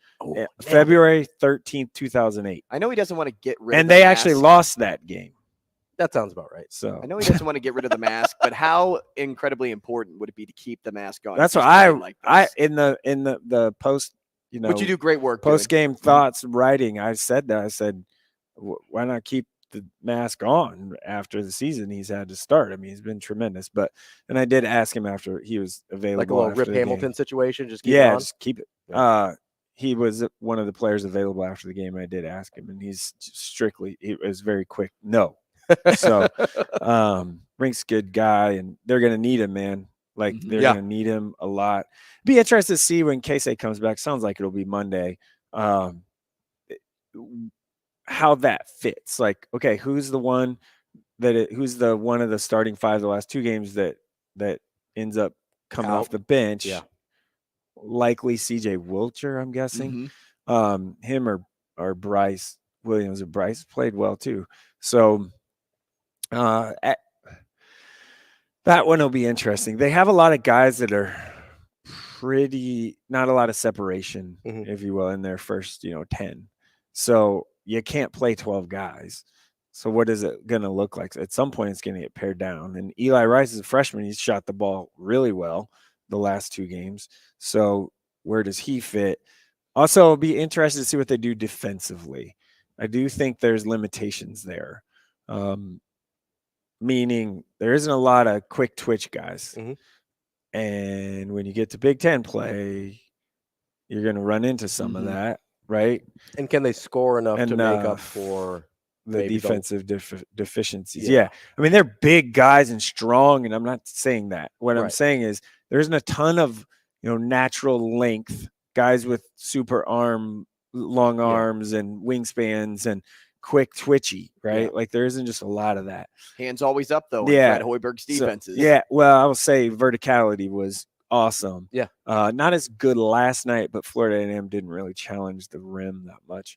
But in the first game against Lindenwood, Josiah Alec and them, they were great. And Rink. Do you wonder though if that was because it's their first game? Like, how you come up with like a different edge. Yeah. I almost wonder if it was like, hey, I'm so excited to play here. Yeah, that they I'm also, they know, like it's hard. Florida A&M, they just saw lose by 54 or whatever it was. It's easy to come in 51. It's whatever. easy to come in a little later. Yeah, it felt like that a little bit. I said it after the game. Like, the offense wasn't great. Like they were 10 of 28 from three. That's not great. And Jamarcus Lawrence and CJ Wilcher shot 1 of 7 combined from three. That's not going to do it. Yeah. So, and even Coach Hoiberg last night, we really have to buy into the simple play. If we make the simple play, we'll be fine. They tried to do a little too much, and the score really affected that. So I'm not, it's just do this. Don't pull a Nebraska like they always do and have a really close game or a loss against a team you should absolutely be in the non-conference.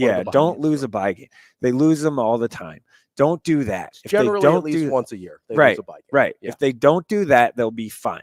So just don't be that. And then you get Oregon State on the road or neutral site, which is basically going to be like a home game because it's in Sioux Falls. And Oregon State's not great.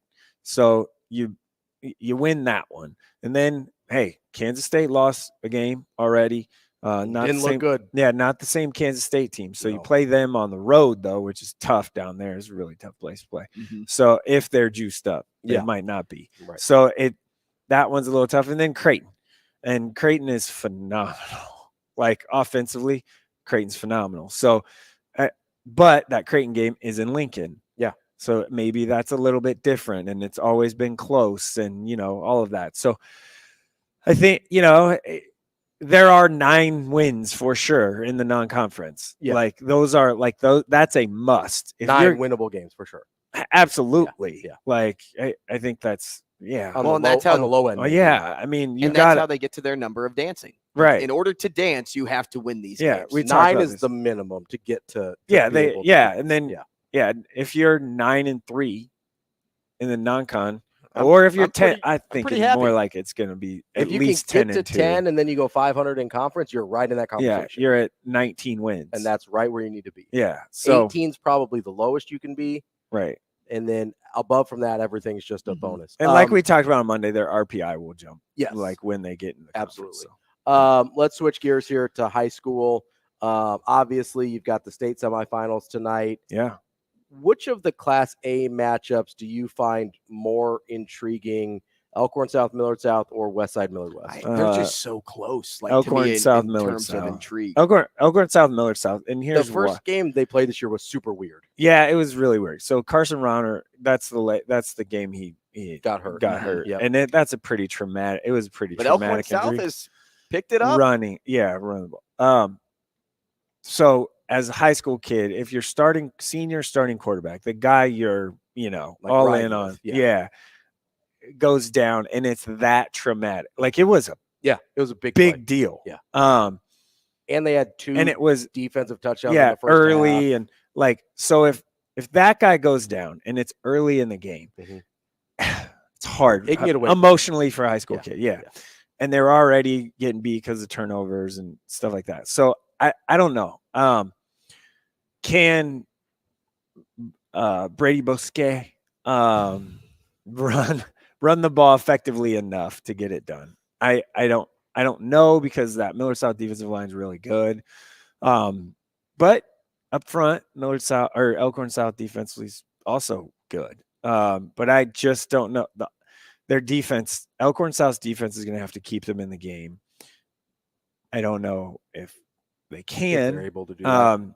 But will it be a little closer than the last time? Is there a possibility for it to be closer than the last time they played? Yes, I think so. I'm not saying anyone. I'm not picking a winner. So after the game, don't come up to me and say whatever. I'm not saying that. I'm just trying to break down the game Based on the game they already played. Yeah, based on the game they already played. So that one, and then, man, Millard West is going to have to really run the ball pretty effectively, and then get a shot over the top with Jackson Williams, or find a way to get him the ball. And he's going to have to find a way to make some big plays. Bobby Joseph's done really well for Millard West as a runner and running back, and Brody Peterson can run and use his legs. It's a tough task for Millard West, but they've played really well. Yeah. They're a really solid team. Mm-hmm. They can be pretty disciplined too.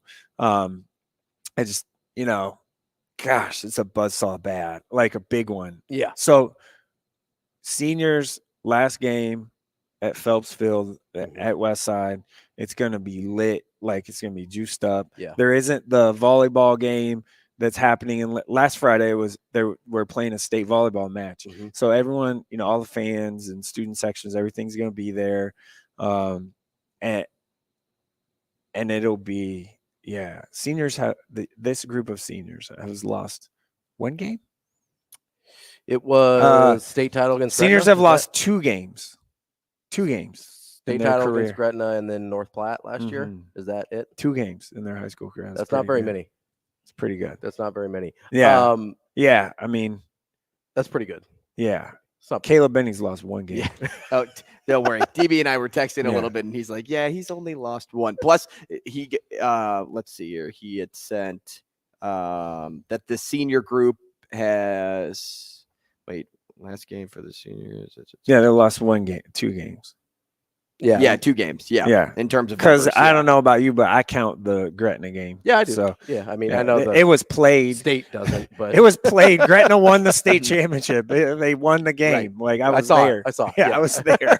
It happened. I saw it happen. I was there. We're just double checking, Mike. Yeah, I'm just saying. No, it's and that particular group of seniors with Westside does have an edge to him, where something like this, like playing their last game at Phelps, is going to matter to them.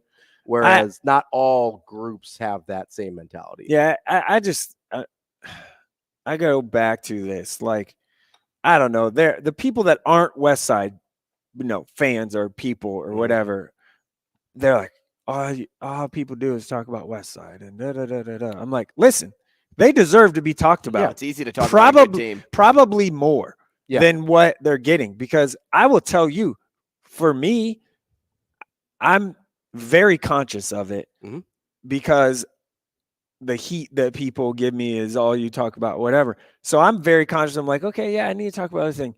Screw that. Like, they're good. They're really good. And there is conversation. I said this at the very beginning of the year after I went to their second practice on a Tuesday morning at 6 a.m. I walked out of there and said, they could go down as one of the best teams in the state has ever seen. And they've performed exactly in that manner the entire season. Yes. That's the impressive part, right? Hasn't been close. There hasn't been a hiccup. There hasn't been this moment where you're like, maybe not. Now, coming into the season, their schedule you thought might be a little harder. It hasn't been. Yeah. The North Platte team fell off, and some of those teams weren't as but good. if you win, with the margin that they win at, you can't knock the schedule at that point. No, if you win with such great gap. Well, and part of the thing that we end up doing, let me tell you something.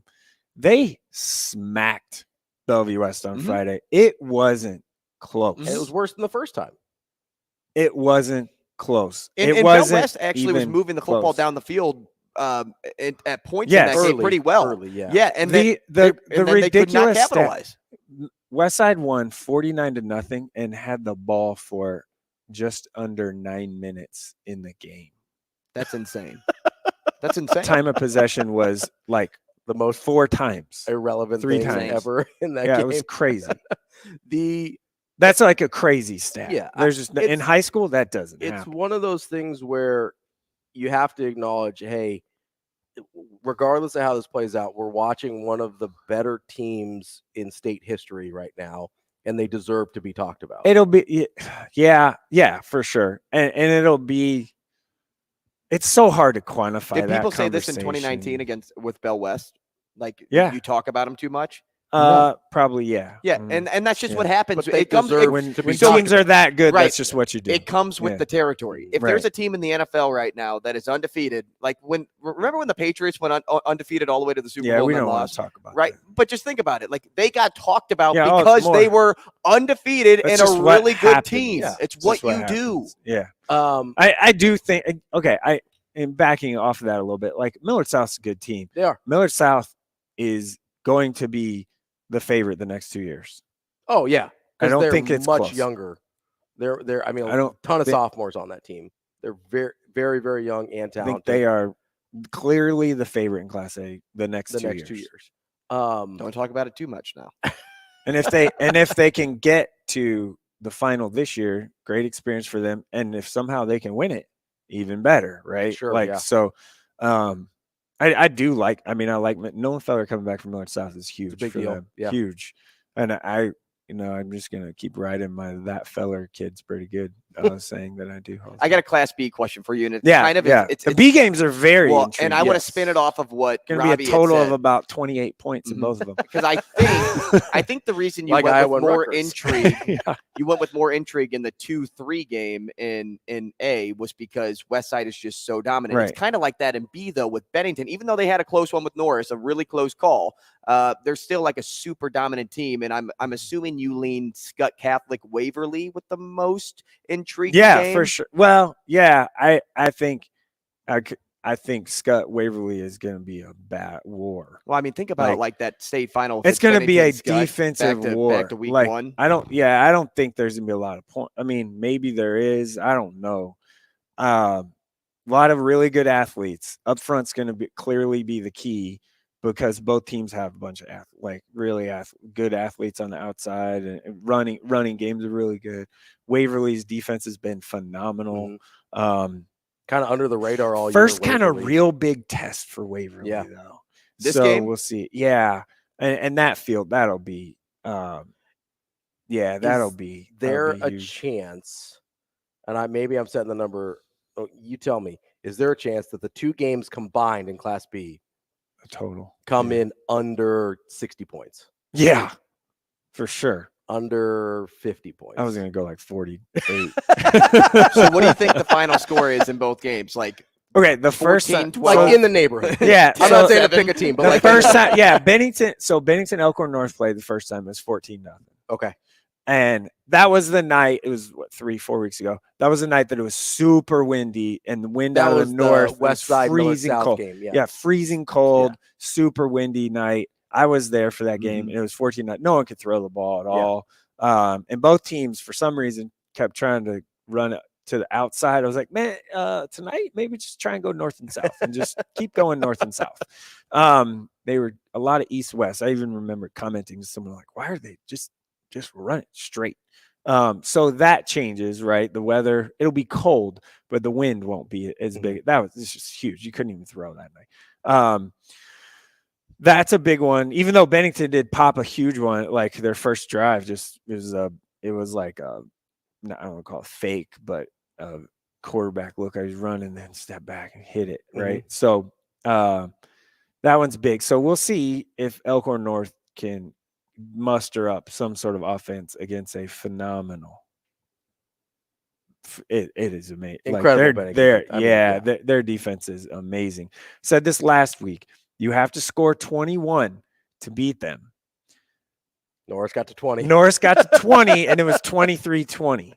Right? Whoa. Yeah. If you can, you got to get to 20. Yeah. You got to get to 21 to give yourself a shot. Yeah, to give yourself a shot. Yeah. And that defense, not giving up 21. Not giving up a lot. So Gunnar Lamb is good. He's going to North Dakota. They have they're a really good team. I mean, they really are. So, and they're super well coached. Coach Leonard does a tremendous job.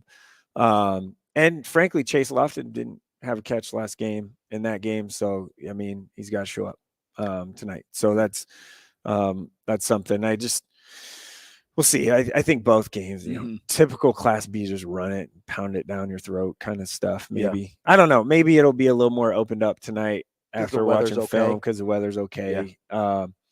But Sandman for Bennington can run around, use his legs a lot.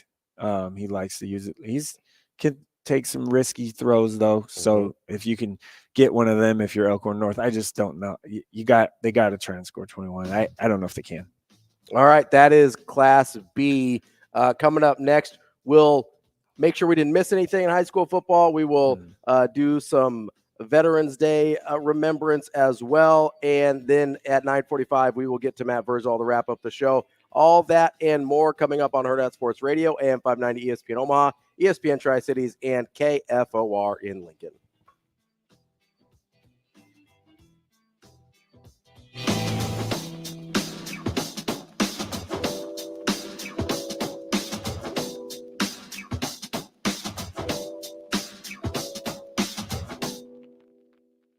We will be back.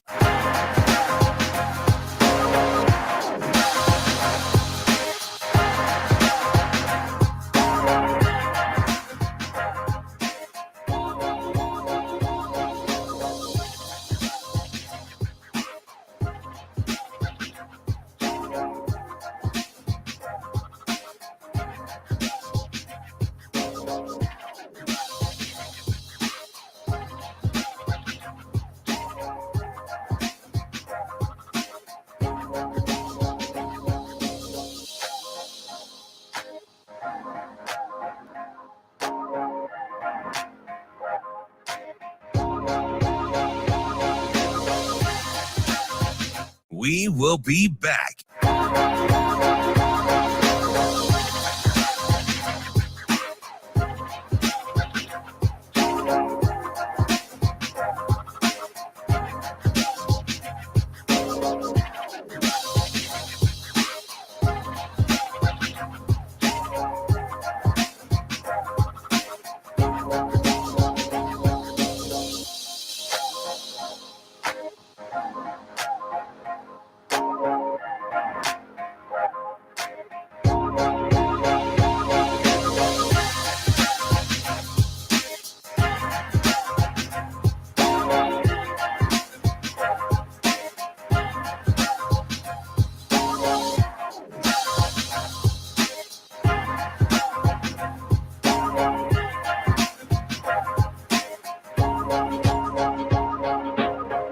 We will be back.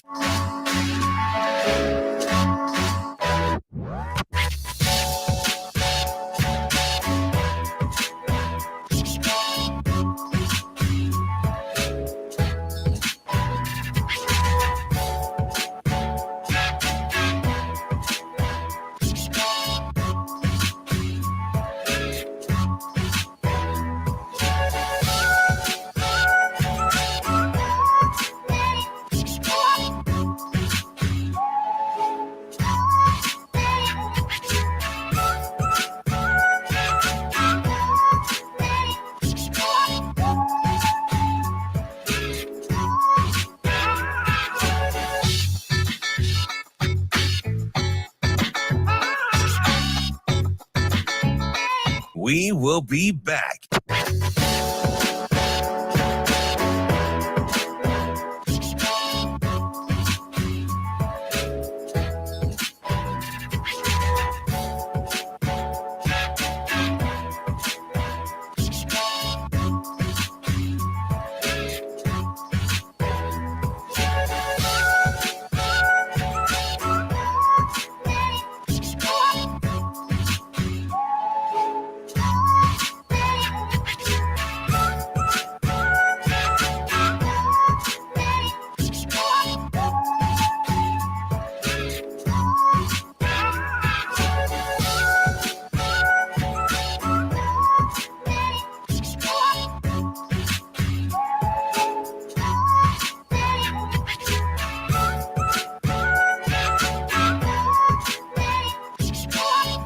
We will be back.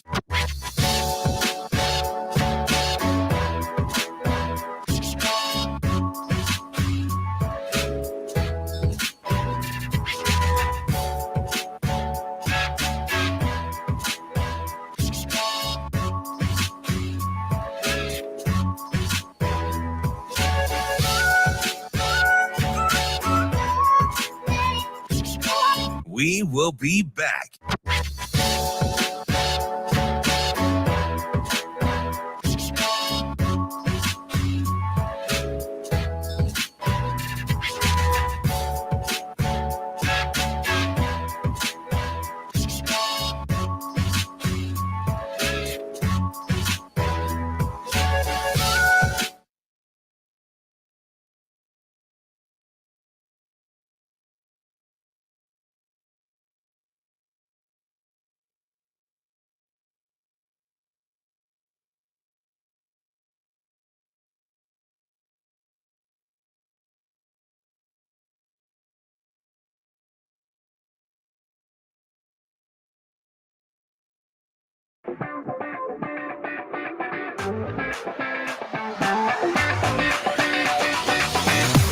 You're listening to Hurrdat Sports Radio. Let's lock in on this moment right now. Let's all just be here for a second, right? Off to the races. 10-5. Touchdown, Nebraska. We are going to go out there today, and we are going to play the way we play. Throws. Touchdown. It's about our football. It's about the things you freaking guys do. His second interception on the season. Multiple flags come down on the return, but it's going to be Nebraska football. Just like if we played these guys at practice. Straight back in the pocket. Rifles a pass. It was tipped. It's picked off by Foreman. He's at the 15, 10, 5. He'll score! RDB. Every snap. What's next? Play like brothers. Sets, throws, batted down. Oh, good enough for two.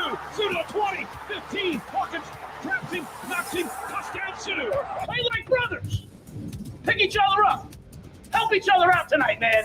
Spins! Touchdown, Nebraska! If we die, we die. If we die, we die. Let's see, they're going to put it down, at the 47-yard line. So if he were to hit it, it'll go in the books as the longest in school history. This is an attempt of 57 yards.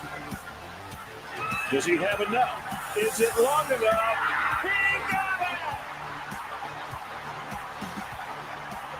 it! If we die, we die. If we die, we die. Wow. Here we go, 9:30 on a Friday as we get you ready for the weekend and for all the football and basketball there is to offer here locally and nationally. You're listening to Hurrdat Sports Radio. I'm Ravi Lulla. Andrew Rogers here. That great open was by Shane Schillerberg, and we've got our guy Mike Sautter joining us for the rest of the hour. Before we get into the Veterans Day stuff, I want to make sure we don't miss anything with the high school football playoffs. We talked a lot of Class A and Class B. In Class C and then in the 8-man, is there C and D? Is there anything you're really looking for in terms of the matchups? Anything that you've got particularly piques your interest? Yeah, well, in C1, you have a rematch of Ashland Greenwood, Boone Central. Mm-hmm. Boone won, obviously won because they're undefeated. Parker Boer has been phenomenal for them. And that's Ashland's only loss of the year. Yeah, for Boone. Boone's good. The game's up there.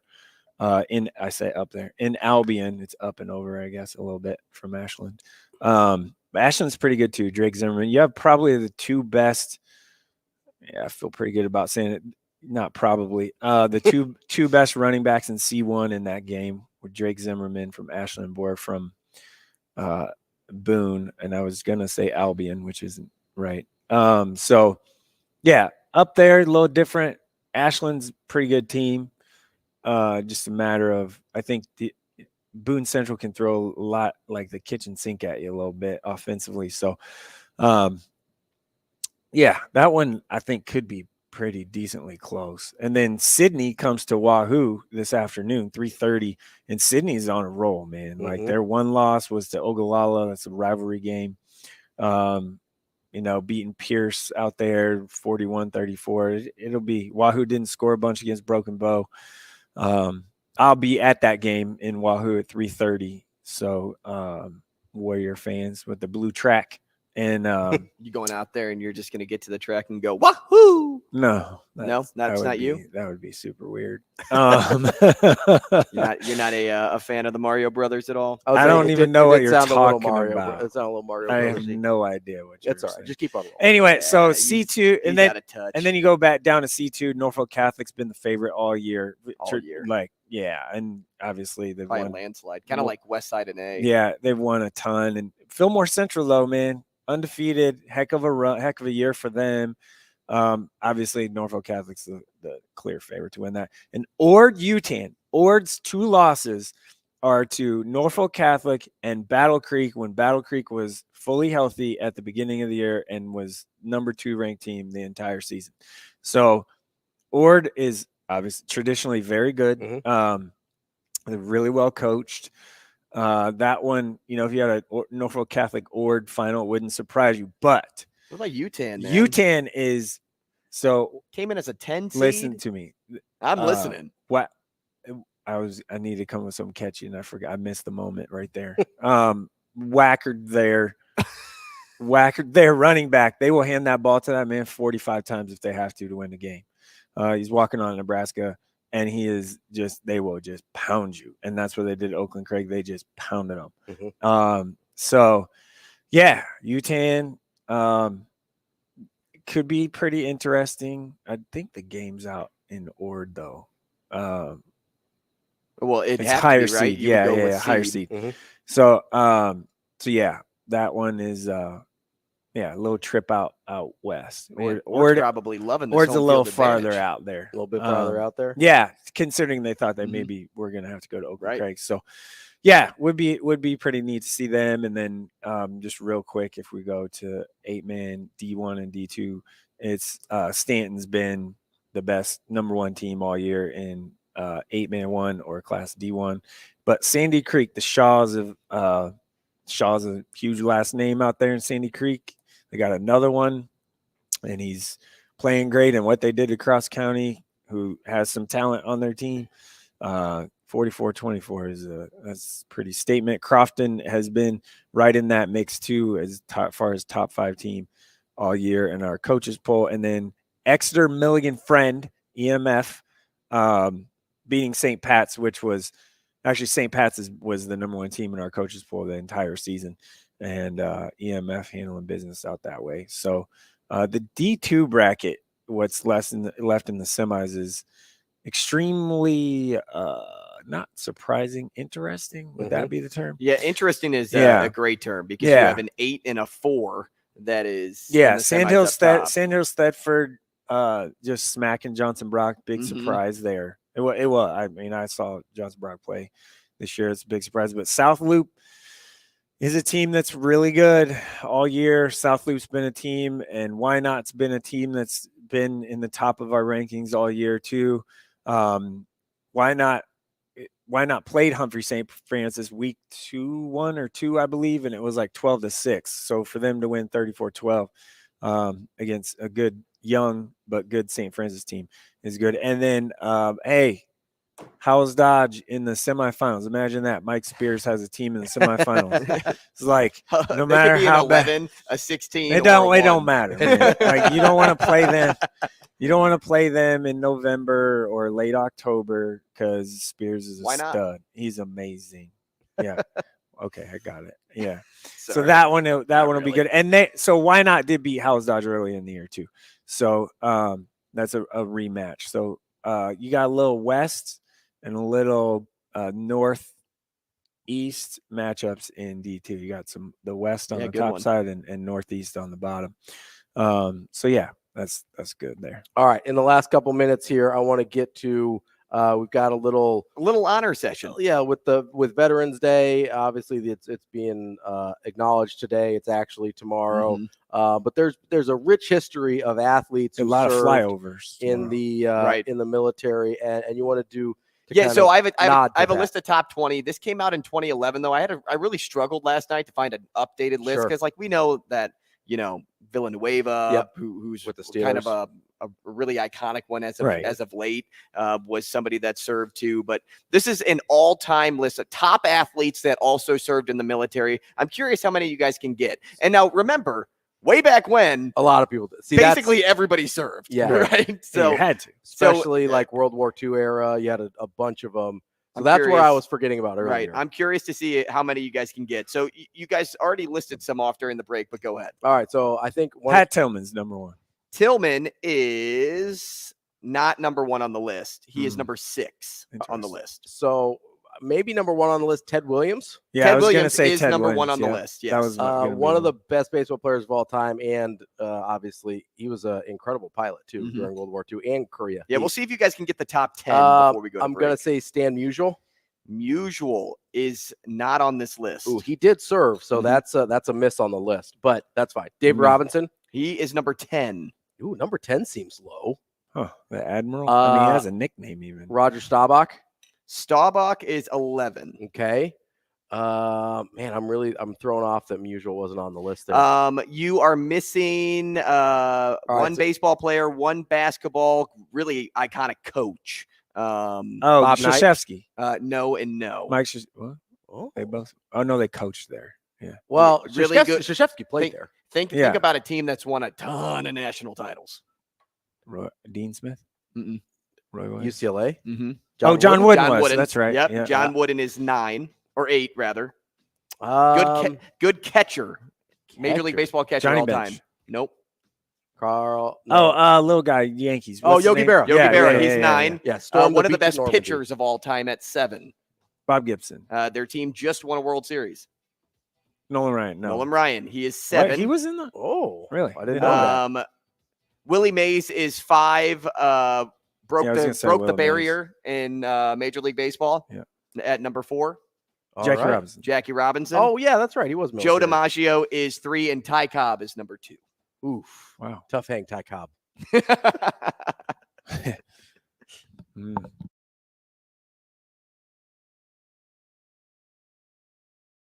We will be back.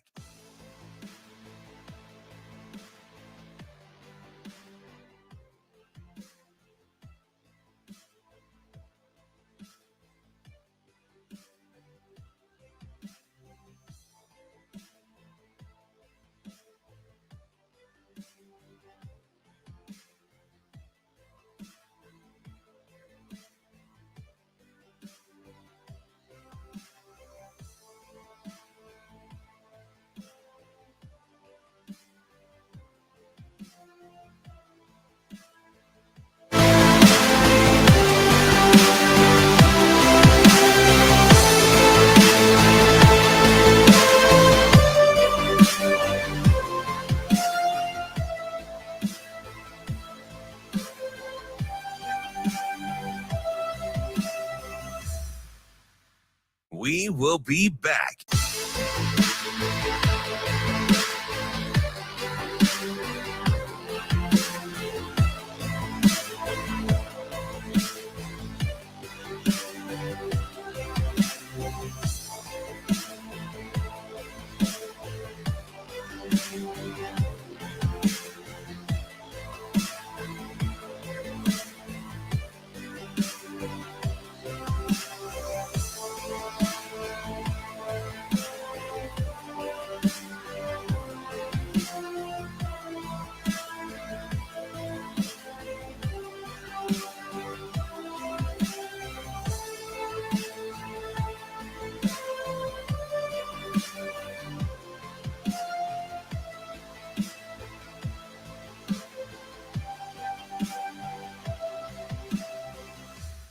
We will be back.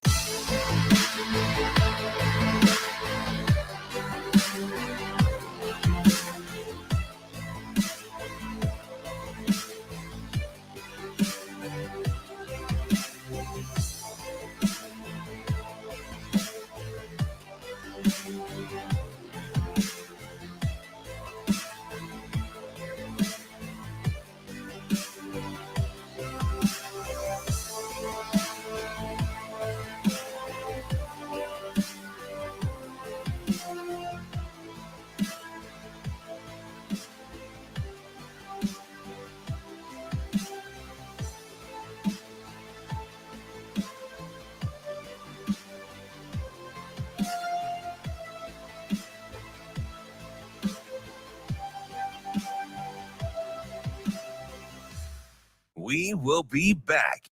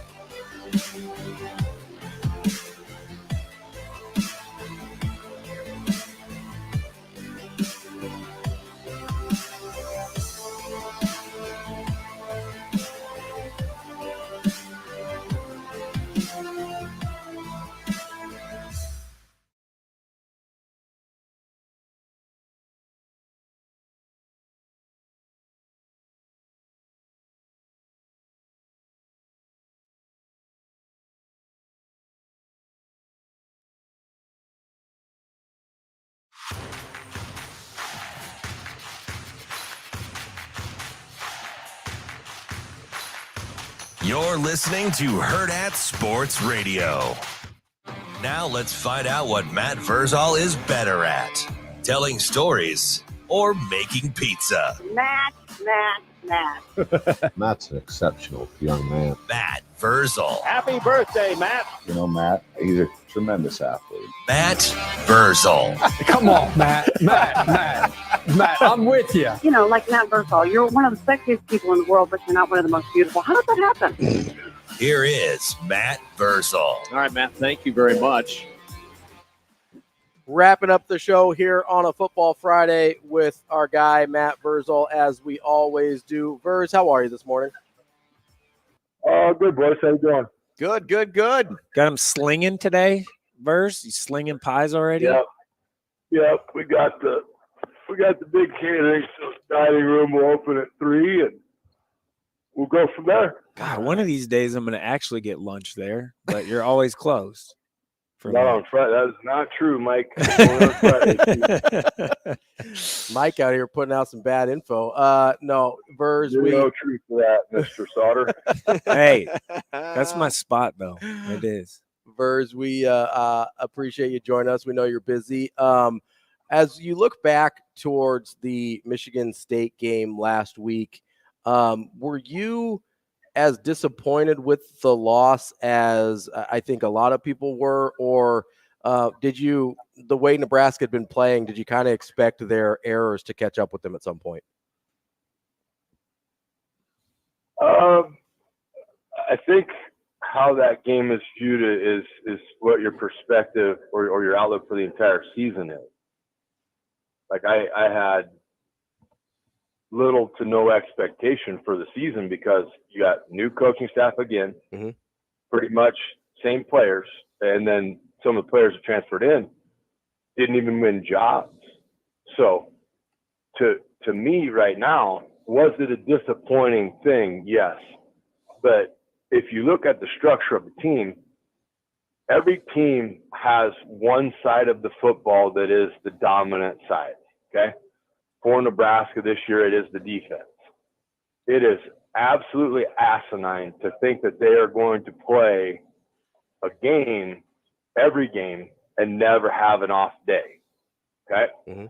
When that side of the ball is dominant, has their off day, the other side of said ball has to pick them up. And so when Nebraska, and again, you're talking about a lateral double pass, you're talking about a touchdown that went under review, and you're talking about a seam route, you give up 20 points. In modern college football, you give up 20 points, you're feeling pretty good, you're going to win. But can't throw arm punts, can't have what I would call rhythmic set of play calling. Like you have to get in a rhythm offensively. And 4 yards and 5 yards and 3 yards is always good. So you had the chance to get your offensive line to establish some momentum, and then it just seemed that those plays didn't get called anymore. So I get it. I know everybody's pissed, but in the makeup of the team, that offense needed to help the defense. And I don't care if it hasn't looked good all year. That was your chance to show you're just a teammate. Like, hey, somebody take the reins, somebody get in somebody's face, and somebody says this S is not acceptable. And if you ain't in for it, then get out of it. Because they're better than that. And that was probably the only thing that upset me is that there was nobody to get in there and really chew some ass and get that offense going. So, Verz, all that being said, 3 games left in the season, 1 away from bowl eligibility. What do you think the message in the room is this week, knowing what's at stake, knowing that the opponent is coming into your house and is a favorite to win, and also knowing that they're entering on a 4-game losing skid? I think it's just the people at home or whomever will listen say, here comes the cliche, but it's one game at a time. It's one play at a time. That's it. Just win the next play. That's it. If you string enough of those together. But, as I've said it on Husker Hangover, said it on other radio interviews that I do, I'm like, listen, for the crowd, you're in this with them. You are. You don't think you are, but you are. Get a little boozed up. Be as loud as humanly possible. The goal is to break a peacock microphone. All right. Right? If you get so loud that you bust the microphone on a station that I have to subscribe to, so the 4 people and myself that come in here and watch the games when we're doing carry out, I don't get it, but it is what it is. But be loud, be ornery, and get after them, because the team has to do the same. Now, where I feel confident in this game, in this first year of Matt Rule football at Nebraska, I haven't seen them play poorly twice in a row. Like they're lucky they probably played at Michigan State. If they played that game at home, they probably would have had another Sunday go at it. But they're on the road, got to get home. But I don't see them playing poorly again. Verz, do you think it matters? Earlier in the season, you mentioned that Sunday practice. it was after the Michigan game, and then they go and play a lesser opponent in Illinois. Do you think it matters that they were playing maybe the lesser opponent first in Michigan State and then playing a better opponent at Maryland, or is it all internal in what they expect of each other? Not even a little bit. That's a crazy statement. We're in no position to think anybody is lesser. But I mean, come on, man. Like, let's be honest with ourselves. Yeah. Like, if that's, I mean, oh, Jesus Christ. Yeah, we can't. Jeez, we can't even think that way. And if anybody thinks that way, you're wrong. Like, you ain't beat Illinois in 2 years. Ain't nothing lesser about that. I meant more Illinois was lesser than Michigan, not lesser than Nebraska. It does. Everybody's lesser than Michigan. You don't have that luxury. Fair. You don't have that luxury. And if your mind thinks that way, you're wrong. You should fear everybody because you've proven you can lose to everyone. Yeah. Like that's a mindset shift that has to happen. I think fans do feel that way though. They ain't playing the game. No, I know, but I'm just saying, like, yeah, it's still like a. But then, okay, so fans think that way. Like, right. You let fans. No. I'm just saying. Like, I hold you guys at like a higher. Right. No, I'm just saying, like. Fans, you filter into that. Like, come on. No, I what I'm saying, Matt, is that I know people that are like, well, we're Nebraska, and like we're better, like at football stuff, even though the last however many years proves otherwise. So I think that's what I was trying to say, but which is wrong. It's totally wrong because like the people that think crazy. But when people like, I mean, and maybe I'm just too old, but if people start talking crazy like that, you've seen me do it, Mike. Right. I'll shut my brain off, just start nodding. Like, yeah, okay. Yeah. Oh, for sure. Yeah. Yes, absolutely. Okay, great to see you. I gotta go do some stuff. Doesn't put up with it. Hey, can I ask a question about Waverly real quick? How do you stop number 11? Number 9 is the best player in the state. Yeah, 9 is good. Number 9, and I can see that kid. You watch that kid play. That the way he walks, you're like, that is a wrestler. Yes,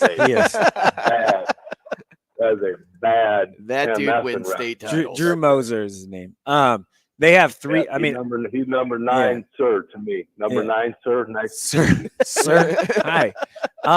They have 3 guys that have rushed for over 500 yards. So offense, they're a little quirky, a little different, kind of like you guys, a little quirky, a little different on offense.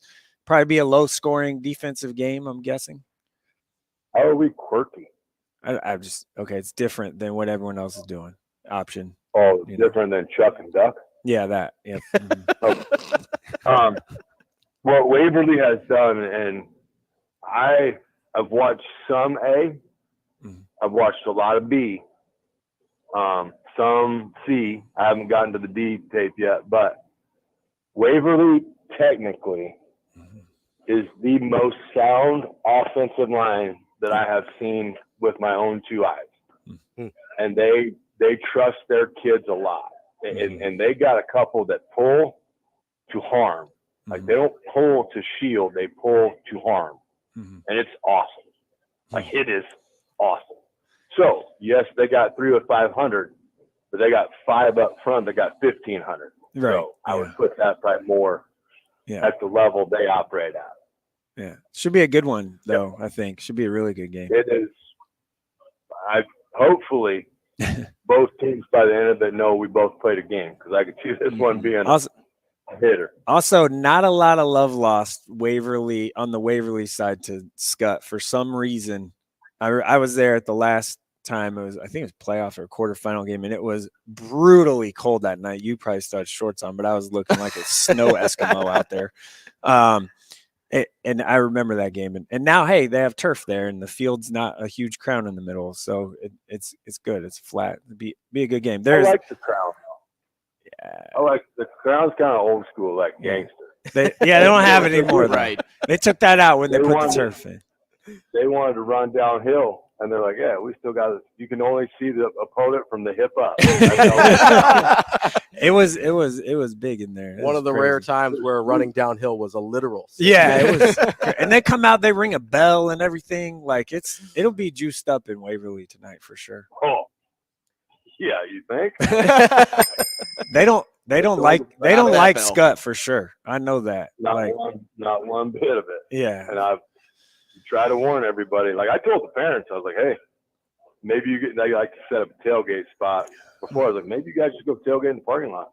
Yeah. I was like, I'm guessing you're going to get many warm. Verz, quickly here.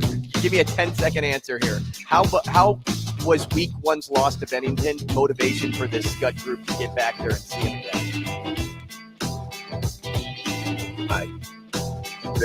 I tell them, like, the preseason or the early season stuff, they don't hand out trophies in August. Win or you learn. You learn. So that's it. All right.